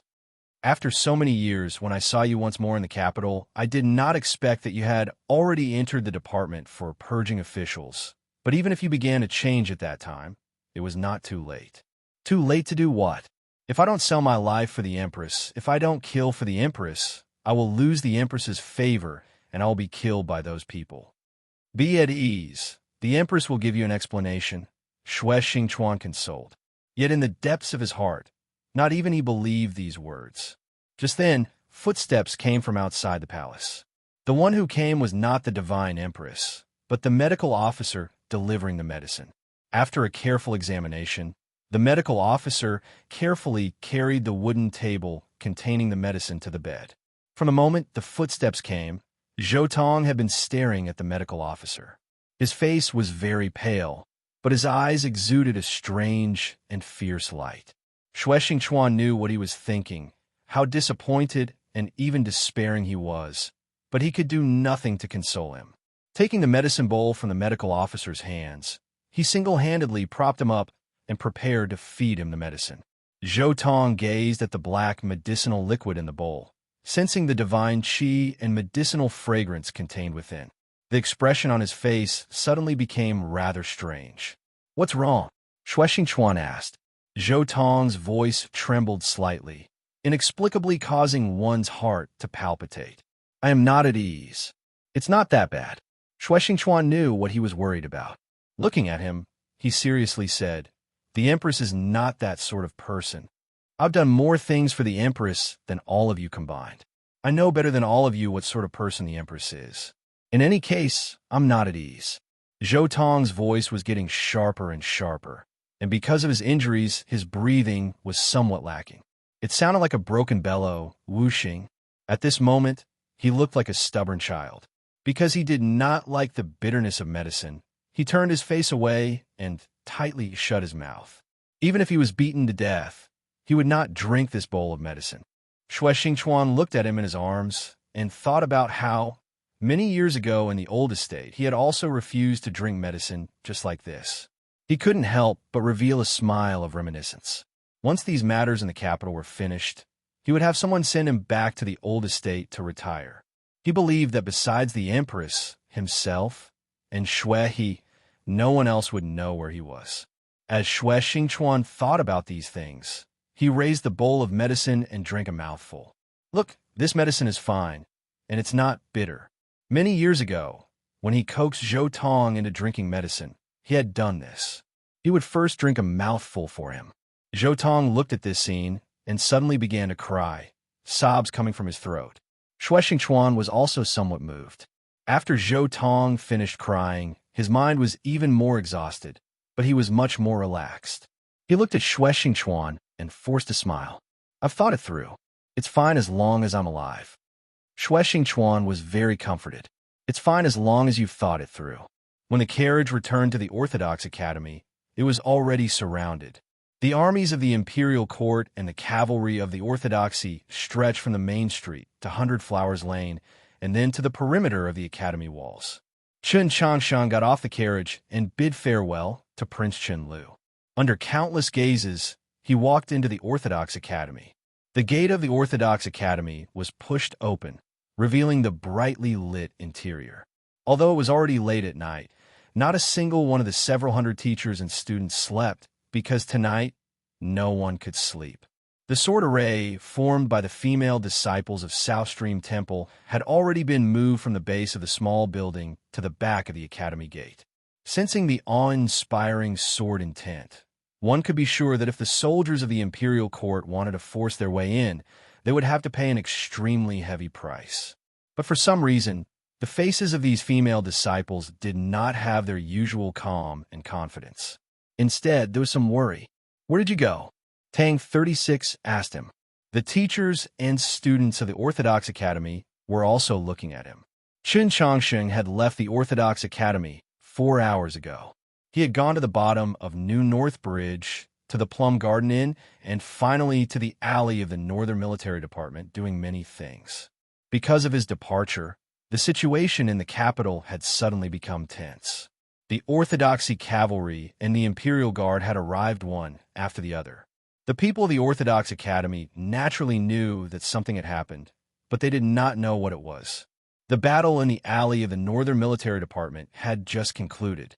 Tang 36 had people in the capital, but the news did not travel any faster than Chen Changsheng's return. "It's fine. Everyone go to sleep." Chen Changsheng indicated that Su Mo, you should lead the teachers and students to rest, and then he brought Tang 36 and Zhuxiu to the small building. The sword array of South Stream Temple naturally moved with him. In a short while, they had arrived by the lake. Suemo, you had also hurried back. Are you really fine? Tang 36 looked into his eyes and very seriously asked. They knew of Chun Chongqing's current condition and could not tease him as they usually did. They had originally believed that after Chun Chongqing left the Orthodox Academy, he would not return. Who could have expected that he would return so late at night? This made them feel much more at ease, but it was impossible for them to completely relax. I'm really fine, Chun Chongqing said. I just went out to take care of a few things. What things? I went to kill Zhou Tong. Hearing this, the area in front of the small building instantly became incomparably quiet. The night wind lightly brushed against the great banyan tree, but could not ruffle its leaves. It lightly brushed against the surface of the lake, but no ripples could be seen. Everyone was shocked, especially the girls of South Stream Temple. The mood in the capital tonight was abnormal, as if a storm was brewing. Zhuxiu and the others had guessed that it had something to do with him, but they had not expected that he had gone to take care of such an important matter. There were countless people in this world that wanted Zhou Tong dead, but how many of them dared to put these thoughts into practice? Suemo, you looked at him, his face brimming with admiration. The girls of South Stream Temple looked at him, their eyes suddenly brightening, thinking, no wonder he is the man the temple master likes. Truly extraordinary. I said before, Zhou Tong is someone I want to kill. Zhuxiu looked at him and said, seeing how special your current situation is, I don't blame you. Qin Changsheng looked back at him and said, back then, you were imprisoned in Zhou prison because of my relationship with the Orthodox Academy, so I always wanted to finish this matter before leaving. Leave? Go where? Upon hearing this, the girls of South Stream Temple were rather confused and doubtful. Tang 36 and Suemo understood the meaning of the word leave, and the slightly excited mood they had just felt instantly chilled. I said before, just add more money, Zhuxiu said. Chun Chongsheng did not argue with him over this matter, saying, my apologies, I was not able to kill him. A voice rose from among the girls of South Stream Temple. Daring to kill him is very impressive. The speaker was Yi Xiaoyan, once a worshipper of Qiu Shanjun, later a worshipper of Qin Changsheng, and now a worshipper of Su Yuan. Tonight, she suddenly felt that liking Qin Changsheng was a very reasonable matter. Qin Changsheng noticed that the mood of the girls of South Stream Temple was somewhat strange and asked, what happened? Yi Xiaoyan uneasily said, the temple master still hasn't returned. Qin Changsheng thought this over, then asked, perhaps she's staying the night in the imperial palace? Yi Xiaoyan shook her head and said, the temple master said that she would definitely return at nightfall. If she doesn't return? Hearing this, Chun Chongsheng, Tang 36, and the others finally realized that there was a problem, and their expressions turned grave. Chapter 6:27. The Holy Maiden said that if she cannot return, we will have to trouble little Principal Chun to temporarily lead us. The girls of South Stream Temple solemnly bowed to Chun Chongsheng, their white dresses fluttering in the wind. Don't worry, the Divine Empress treats her as her own daughter. Out of respect for you, His Holiness will not do anything to her. After returning to the house, Tang 36 explained to Chun Chongsheng.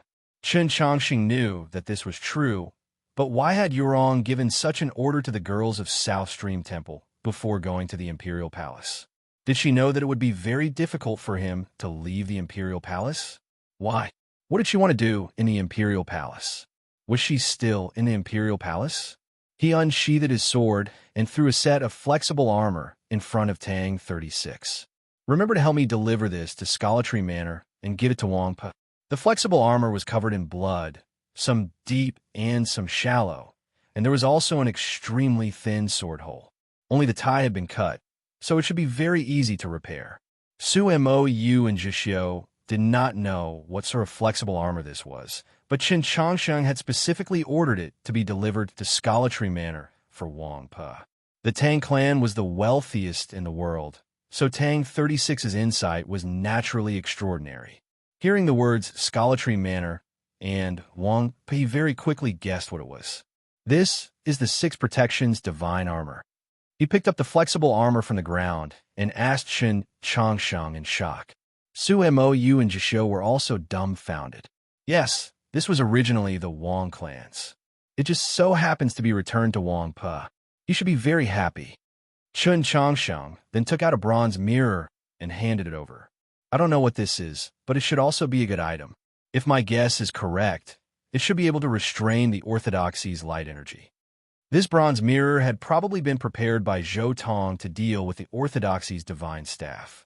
It had not been of much use in the previous battle, but the fact that it had remained intact under the halving blade made him feel rather interested. Tang 36 took the bronze mirror and gasped. The mirror of pure virtue? Chen Changsheng only knew that the Li Palace had a hall of pure virtue, but he did not know that there was a mirror with the same name. Zhishou arched his brows. Su Mo, you can no longer hold back. He walked up to Tang 36, took the mirror, and carefully used his sleeve to wipe away the blood. Is this bronze mirror very famous? Chen Changsheng asked.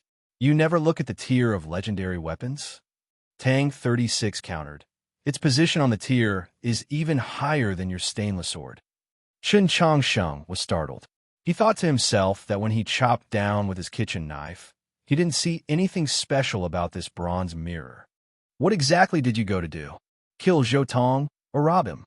Tang 36 carried the Six Protections divine armor and walked in front of him. He was speechless. How could you have gone out for such a short time and brought back 2 weapons from the tier of legendary weapons? Chen Changsheng said, These are all Zhou Tong's belongings. When I killed him, I conveniently took them back. After a moment of silence, Zhishou and the other 2 looked at each other. When they found out that Chen Changsheng had gone to kill Zhou Tong, they were very shocked, but they did not ask for too many details. This was because they had never imagined that Chen Changsheng would actually be able to accomplish such a task. Moreover, Chen Changsheng had later admitted his failure. But if he really was no match for Zhou Tong and had relied on the protection of the powerful figures of the orthodoxy to return, then how could he have obtained these 2 treasures from Zhou Tong? They turned to Chen Changsheng, waiting for his explanation. Chen Changsheng recounted what had happened in the courtyard in the alley of the Northern Military Department, but he still did not go into too much detail. You actually won? Tang 36 looked at him like he was looking at a monster. Chen Changsheng replied, Since it was a battle to the death, victory and defeat are meaningless. Tang 36 said in shock, But in the end, you still won. Chen Changsheng paid him no more attention, saying, See what you want to do with this bronze mirror. If it's not easy to divide, then it can be left in the Orthodox Academy to be used as Academy property. Tang 36 was displeased by these words. Last words are things that only need to be said once. Do you really have to constantly remind us that you're a person about to die? Chen Changsheng thought it over, then replied, These are not last words, but the matter of inheritance. In the view of many people, the palace hall in the deepest part of the Li Palace did not suit the Pope's status. This was because there were too many flying eaves outside the palace hall, cutting the sky into the shape of a well. Perhaps this was the origin of the word courtyard, but there was also an advantage. If one stood in the courtyard and looked up, they would often be able to see the neatly cut starry sky, a very beautiful sight to behold. The night gradually deepened. The darkness also gradually deepened. It was even like an invisible cloud obscuring the stars in the night sky. The chilly winds of the early autumn could not disperse it no matter what. A voice arose from the depths of the darkness. This voice was very calm and indifferent, tinged with nostalgia and the vicissitudes of time. Yet it also gave off the feeling that this nostalgia and vicissitudes was something that he intentionally wanted others to hear. It's been almost 20 years since I've seen the night sky here. Just like many people in the capital tonight, the Pope had not gone to sleep. He had just finished watering the green leaf-potted plants and was using a silk handkerchief to carefully wipe the water droplets off the leaves. When he heard the voice coming from the darkness outside the hall, he stopped what he was doing and slowly turned around. If you had not been too impatient back then, perhaps the story of these 20 years would not have occurred. The Pope said to the depths of the darkness. The person in the darkness replied, "Perhaps it's just that I didn't expect that you would ultimately still stand on her side." Hearing these words, the wrinkles on the Pope's face seemed to deepen. He slowly said, "It's all in the past." The voice in the darkness said, "Yes, it's all in the past. What we should be talking about is the present, the matter of tonight." The Pope placed the silk handkerchief by the green leaf potted plant and walked to the stone steps outside the hall. Gazing into the darkness, he said, "Even now, I am still not very clear on just what you want to do." The chilly night wind blew against his hemp robes, making them seem as if they were about to leave the world. The voice in the darkness sank, as hard and indestructible as metal or stone. "You have always been well aware of what I want to do, but back then you did not agree with my view. Now that 20 years have passed, you know that your judgment back then was wrong, so you must stand at my side." After hearing these words, the Pope lowered his head to look at the shadow on the stone steps, sinking into a long silence. Tion Hai possesses the best bloodline and talent, possesses the best position, but she is a woman. Her vision is limited, and there is a problem with her personality. The past 200-some years of history have long since proved this point. If she continues to sit on the imperial throne of the Great Zhou, even if the confluence of the North and South proceeds smoothly, the human race will still not be able to defeat the demons under her leadership. The wind rustled the green trees outside the hall, the green leaves within the hall, and the light spilling out from the majestic and imposing great hall of light behind them. All of this seemed to waver. This was because the person in the darkness spoke once more, his voice even colder and more certain. "Do you want the entire country to be exterminated? Do you really want to see the descendants of the Chan imperial clans bloodline destitute and destitute, wither day by day until their lineage is severed?" When we parted in the Orthodox Academy, we had already agreed that I would be responsible for continuing the imperial clan's bloodline while you would stay in the capital and watch over her for a while longer. 20 years have passed just like that. Could it be that you've already forgotten your original thoughts and are intoxicated by the arrangement of two saints sharing the same sky with her? No, in Shining Village, I used my indifferent eyes to look at you for more than 10 years. I will not allow you to continue degenerating like this. Now is the time to lay my cards on the table.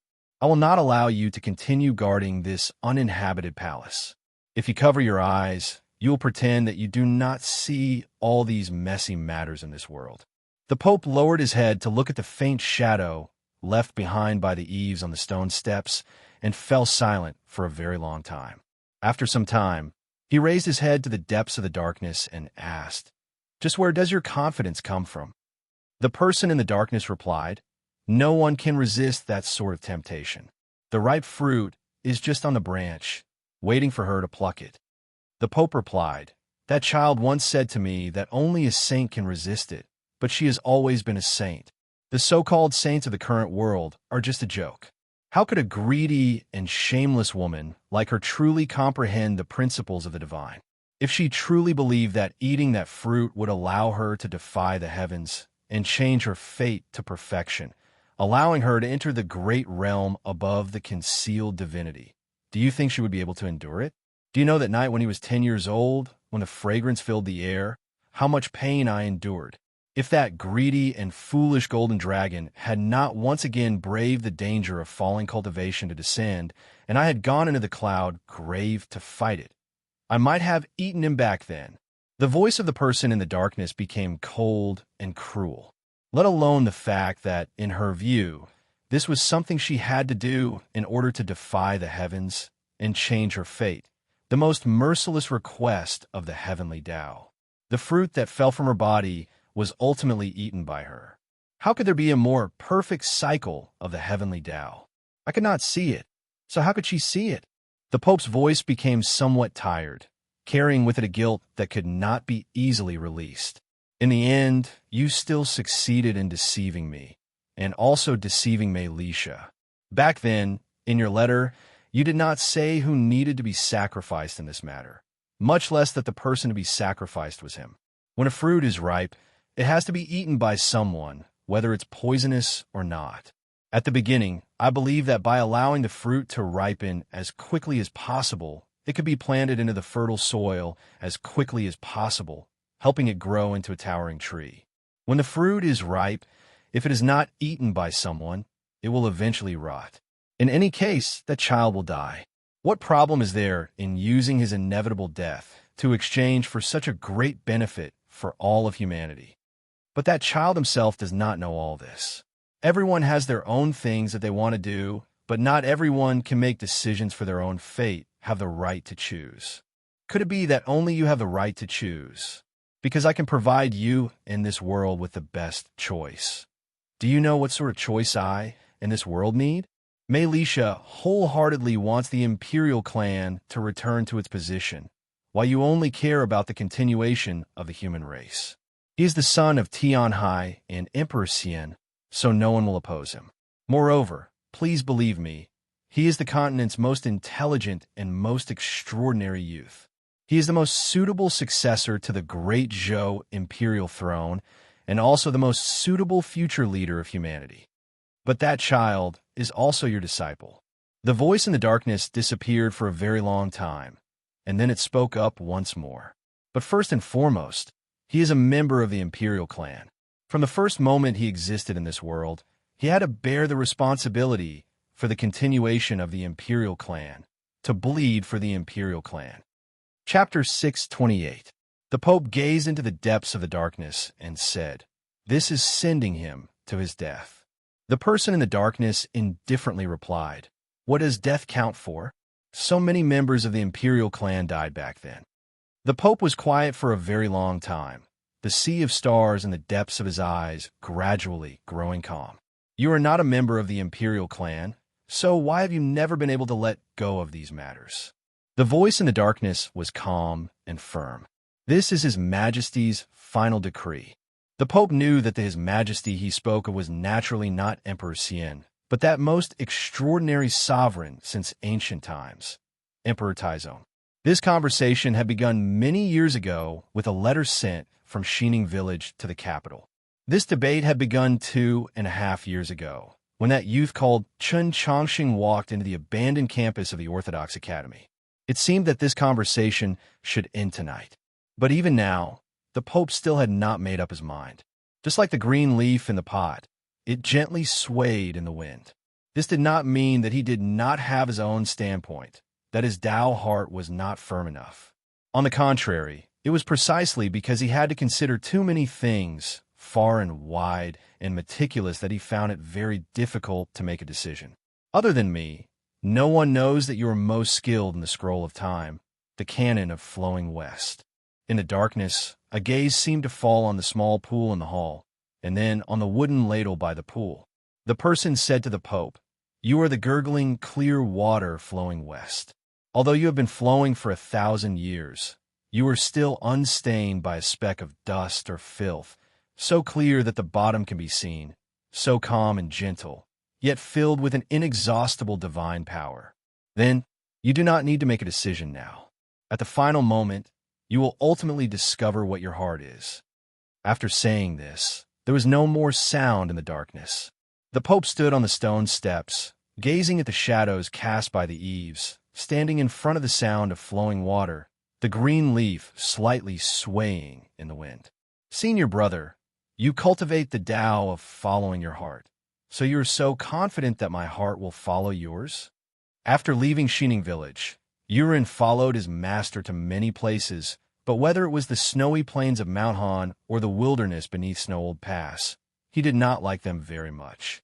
There were too few people, and White Emperor City on the shore of the Red River did not leave a very deep impression on him. Only when he heard that the demi-human princess was his junior brother's student did he feel somewhat happy. He had been in a good mood these past few days, not because this was the capital, his hometown. He had been raised by his master since he was a child. He only had some vague memories of his childhood, but he could no longer remember them clearly. His master had told him that he was from the capital and had lived here before, but he could not remember where his home was. Furthermore, he did not like the capital.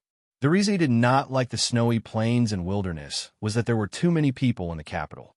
There were too many people in the capital, and too few in the snowy plains. It would be best if Sheening Village had an equal number of people. He did not know why his master had brought him to so many places, or why they had come to the capital. He was only worried about his junior brother's health and wanted to meet with him. However, after his master had brought him to the Mausoleum of Books, he had quietly disappeared. He had also instructed him not to leave the Mausoleum of Books, saying that in a few days he would naturally be able to meet with his junior brother. Seeing his master's disappearing figure, he thought about it and felt that this was also good. No matter what his junior brother encountered, his master would always be able to resolve it. Moreover, there were truly too many people in the capital, and he really did not like it. The people in the Mausoleum of Books were neither too many nor too few. There were green trees and flowing water, and it was very easy for him to think of the mountain behind Sheening Village and that stream, as well as the happy days he and his junior brother spent together memorizing the Taoist canon and catching fish to eat. He had heard that when his junior brother had viewed the monoliths and comprehended the Tao, he had drawn down a sky full of starlight.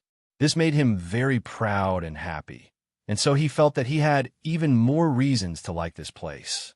There is also another very important matter. In the Mausoleum of Books, one could view the heavenly tome monoliths. He had studied the Taoist canon since he was a child, and other than the last of the 3,000 scrolls of the Great Tao, he had long since mastered them. Although he was the same as Chun Changsheng and his master had not taught him how to cultivate, he naturally felt a sense of closeness towards the heavenly tome monoliths that hid the truths of the Tao. He wanted to see some interesting things from them. When his master had left the Mausoleum of Books, he had told him not to leave, but he had not said that he could not view the heavenly tome monoliths. He prepared 2 days' worth of food in that small courtyard, and then leaned on his cane as he stood by the fence and watched the sunlight change twice. Feeling that there should not be any problems, he took his packed lunchbox and left the plum garden, following the mountain path towards the mausoleum. There was still a long period of time before the grand examination. Because of last year's opening of the Garden of Zhou and the Boiling Stone Summit, as well as the many unforeseen events that had occurred afterwards, the monolith viewers of the Mausoleum of Books had left the mausoleum one after another. The number of cultivators remaining in the mausoleum was much fewer than in previous years. He walked on the mountain path for a very long time, but did not encounter a single person until he arrived in front of the first monolith hut. In front of this monolith hut, he encountered a monolith guardian called Jijin. That monolith guardian had a very gentle temperament, and he had an indifference and ease that seemed to have seen through the affairs of the world. He gave Yuren a very good impression. He thought to himself, the Mausoleum of Books truly is a holy land for cultivation. After viewing the monoliths for a long time, could it be that one's temperament would undergo such a transformation? The monolith guardian called Jijin asked him which sect he was a disciple of and why he had entered the Mausoleum of Books at this time to view the monoliths. Yuren did not know how to answer. Fortunately, he had never been able to speak. He placed his cane on the pillar of the pavilion and used one hand to make a few gestures, but he did not know if the monolith guardian would be able to understand. Jijin could not understand his sign language, but he could clearly see Yuren's handicap. He felt sympathy and did not ask any more questions. He even reminded Yuren not to force himself when viewing the monoliths and to pay attention to rest. As he watched the monolith guardian depart along the mountain path, Yuren wiped the cold sweat from his forehead. A smug smile appeared in his eyes as he thought to himself, my junior brother is wrong. How could I not deceive people? It's just that in Sheening Village, I don't need to deceive people. Look, I've succeeded in deceiving a senior. The first heavenly tome monolith of the Mausoleum of Books was the reflecting monolith. Yuren slowly dragged his legs over to the monolith and gazed at it. He was somewhat curious, somewhat excited, and even could not help but extend his hand to touch it. He felt that this heavenly tome monolith was truly very interesting. That poem written by a virtuous predecessor was truly wonderful. His fingers felt very comfortable, ice cold, just like that small stream on the mountain behind Sheening Village. Then he arrived in front of the second heavenly tome monolith. This heavenly tome monolith was also very interesting. He looked at it with great interest, feeling that those lines were very beautiful, just like the rays of light cut by the leaves on the mountain behind Sheening Village in autumn. Then he arrived in front of the third heavenly tome monolith. This heavenly tome monolith was even more interesting. The marks on the monolith were still clear, the lines still beautiful, but they were not as complicated as the first two monoliths. In his eyes, they had become extremely simple lines. Simple did not mean that they were not beautiful, nor did it mean that they were easy to understand. It was just like when it rained in Sheening Village.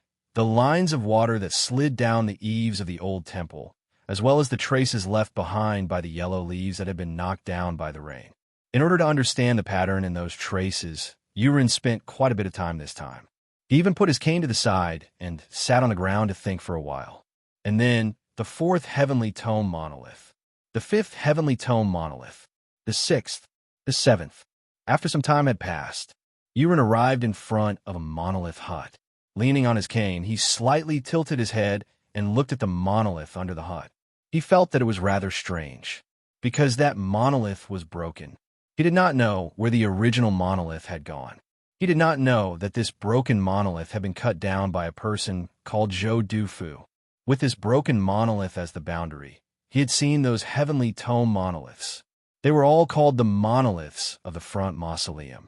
He knew that his junior brother had very smoothly viewed the monoliths in the Mausoleum of Books last year, making him very proud, but he did not know about the saying of viewing all the monoliths of the front mausoleum in one day. He raised his head to look at the sky and realized that the sun had not yet reached its zenith. The weather could not be considered too hot, so he decided to continue viewing. It had not even been half a day since he had entered the Mausoleum of Books. How to view the broken monolith? He also did not know. He slowly walked in front of the broken monolith and stretched out his hand to touch the broken stubble on the monolith. After a while, he withdrew his finger and thoughtfully looked around. He realized that he was still in front of the broken monolith. He switched sides of his cane and used his broken arm to hold it. He used his free right hand to scratch his itchy back. He was somewhat confused and thought to himself, "How should I go next?"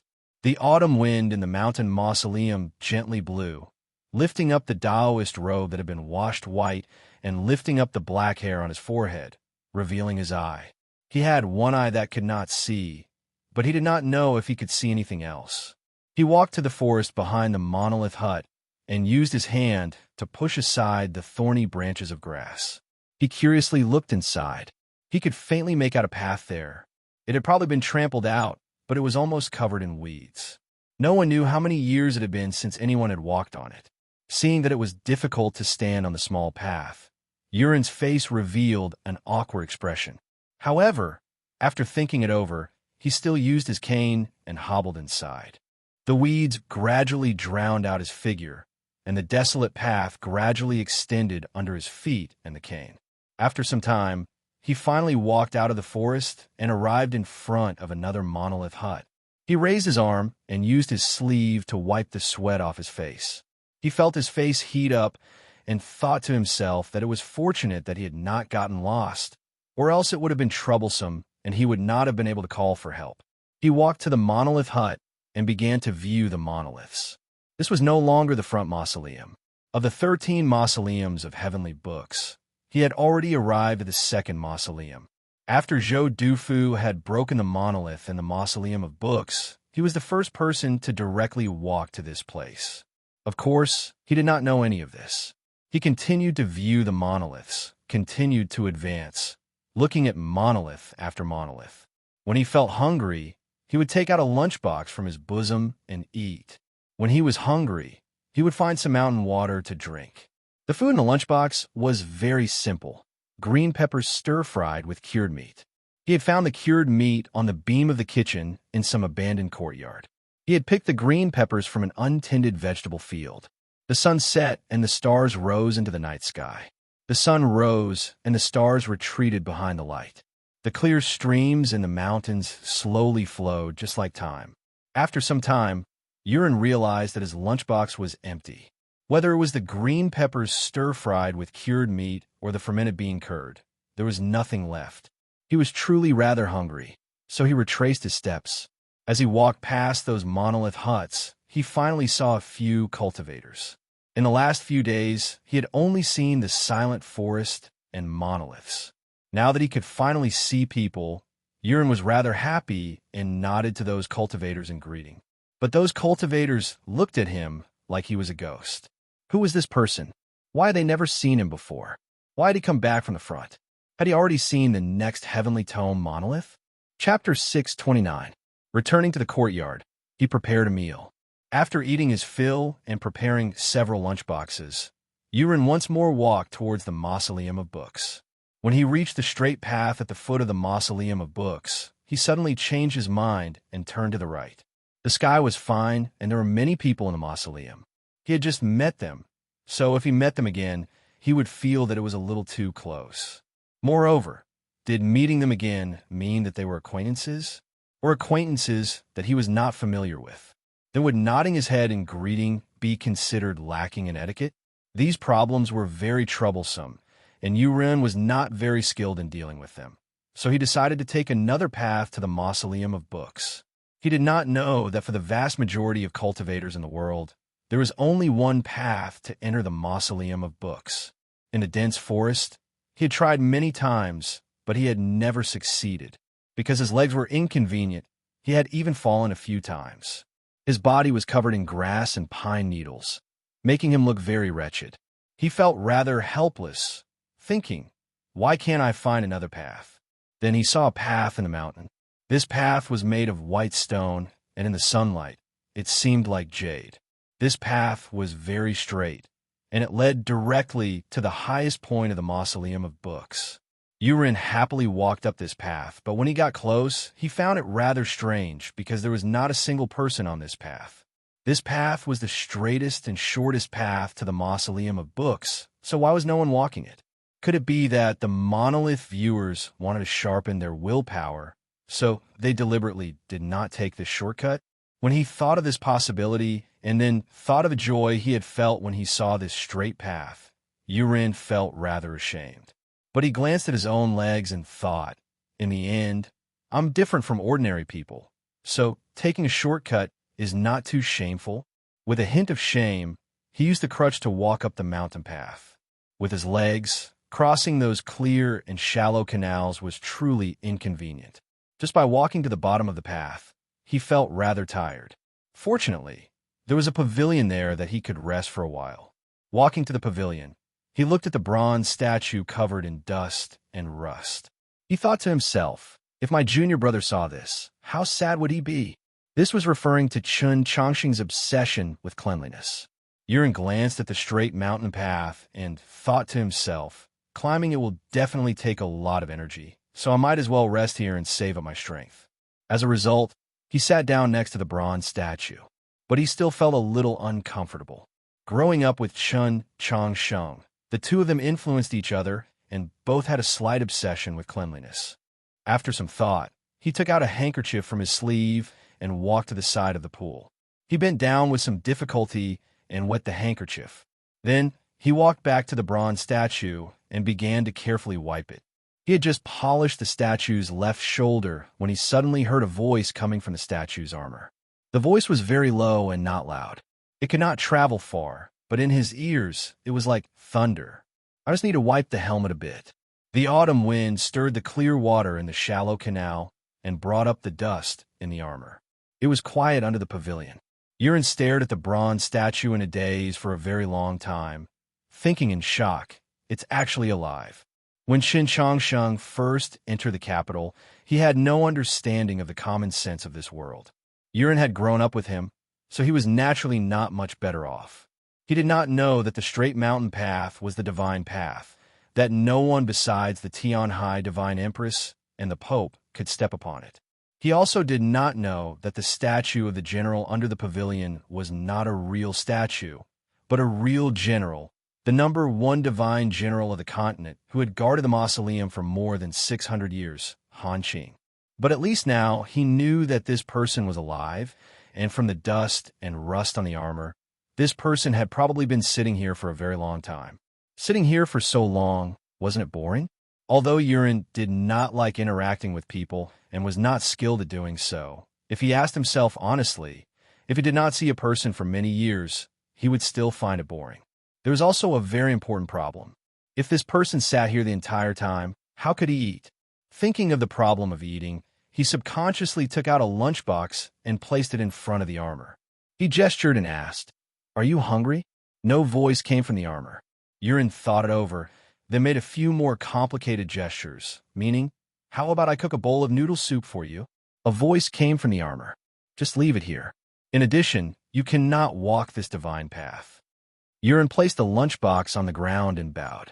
After glancing somewhat reluctantly at the divine path, he leaned on his cane and walked back. Not long after he left, the autumn sun once more descended upon the shallow canal and the pavilion, stirring up the dust in the chinks of the armor. Two serene and time-worn eyes lit up in the depths of the helmet. Han Qing opened his eyes, and then he closed his eyes. A lunchbox quietly lay on the ground in front of him. Following the path he had come, Yurin returned to an unknown heavenly tome monolith and continued to view the monoliths.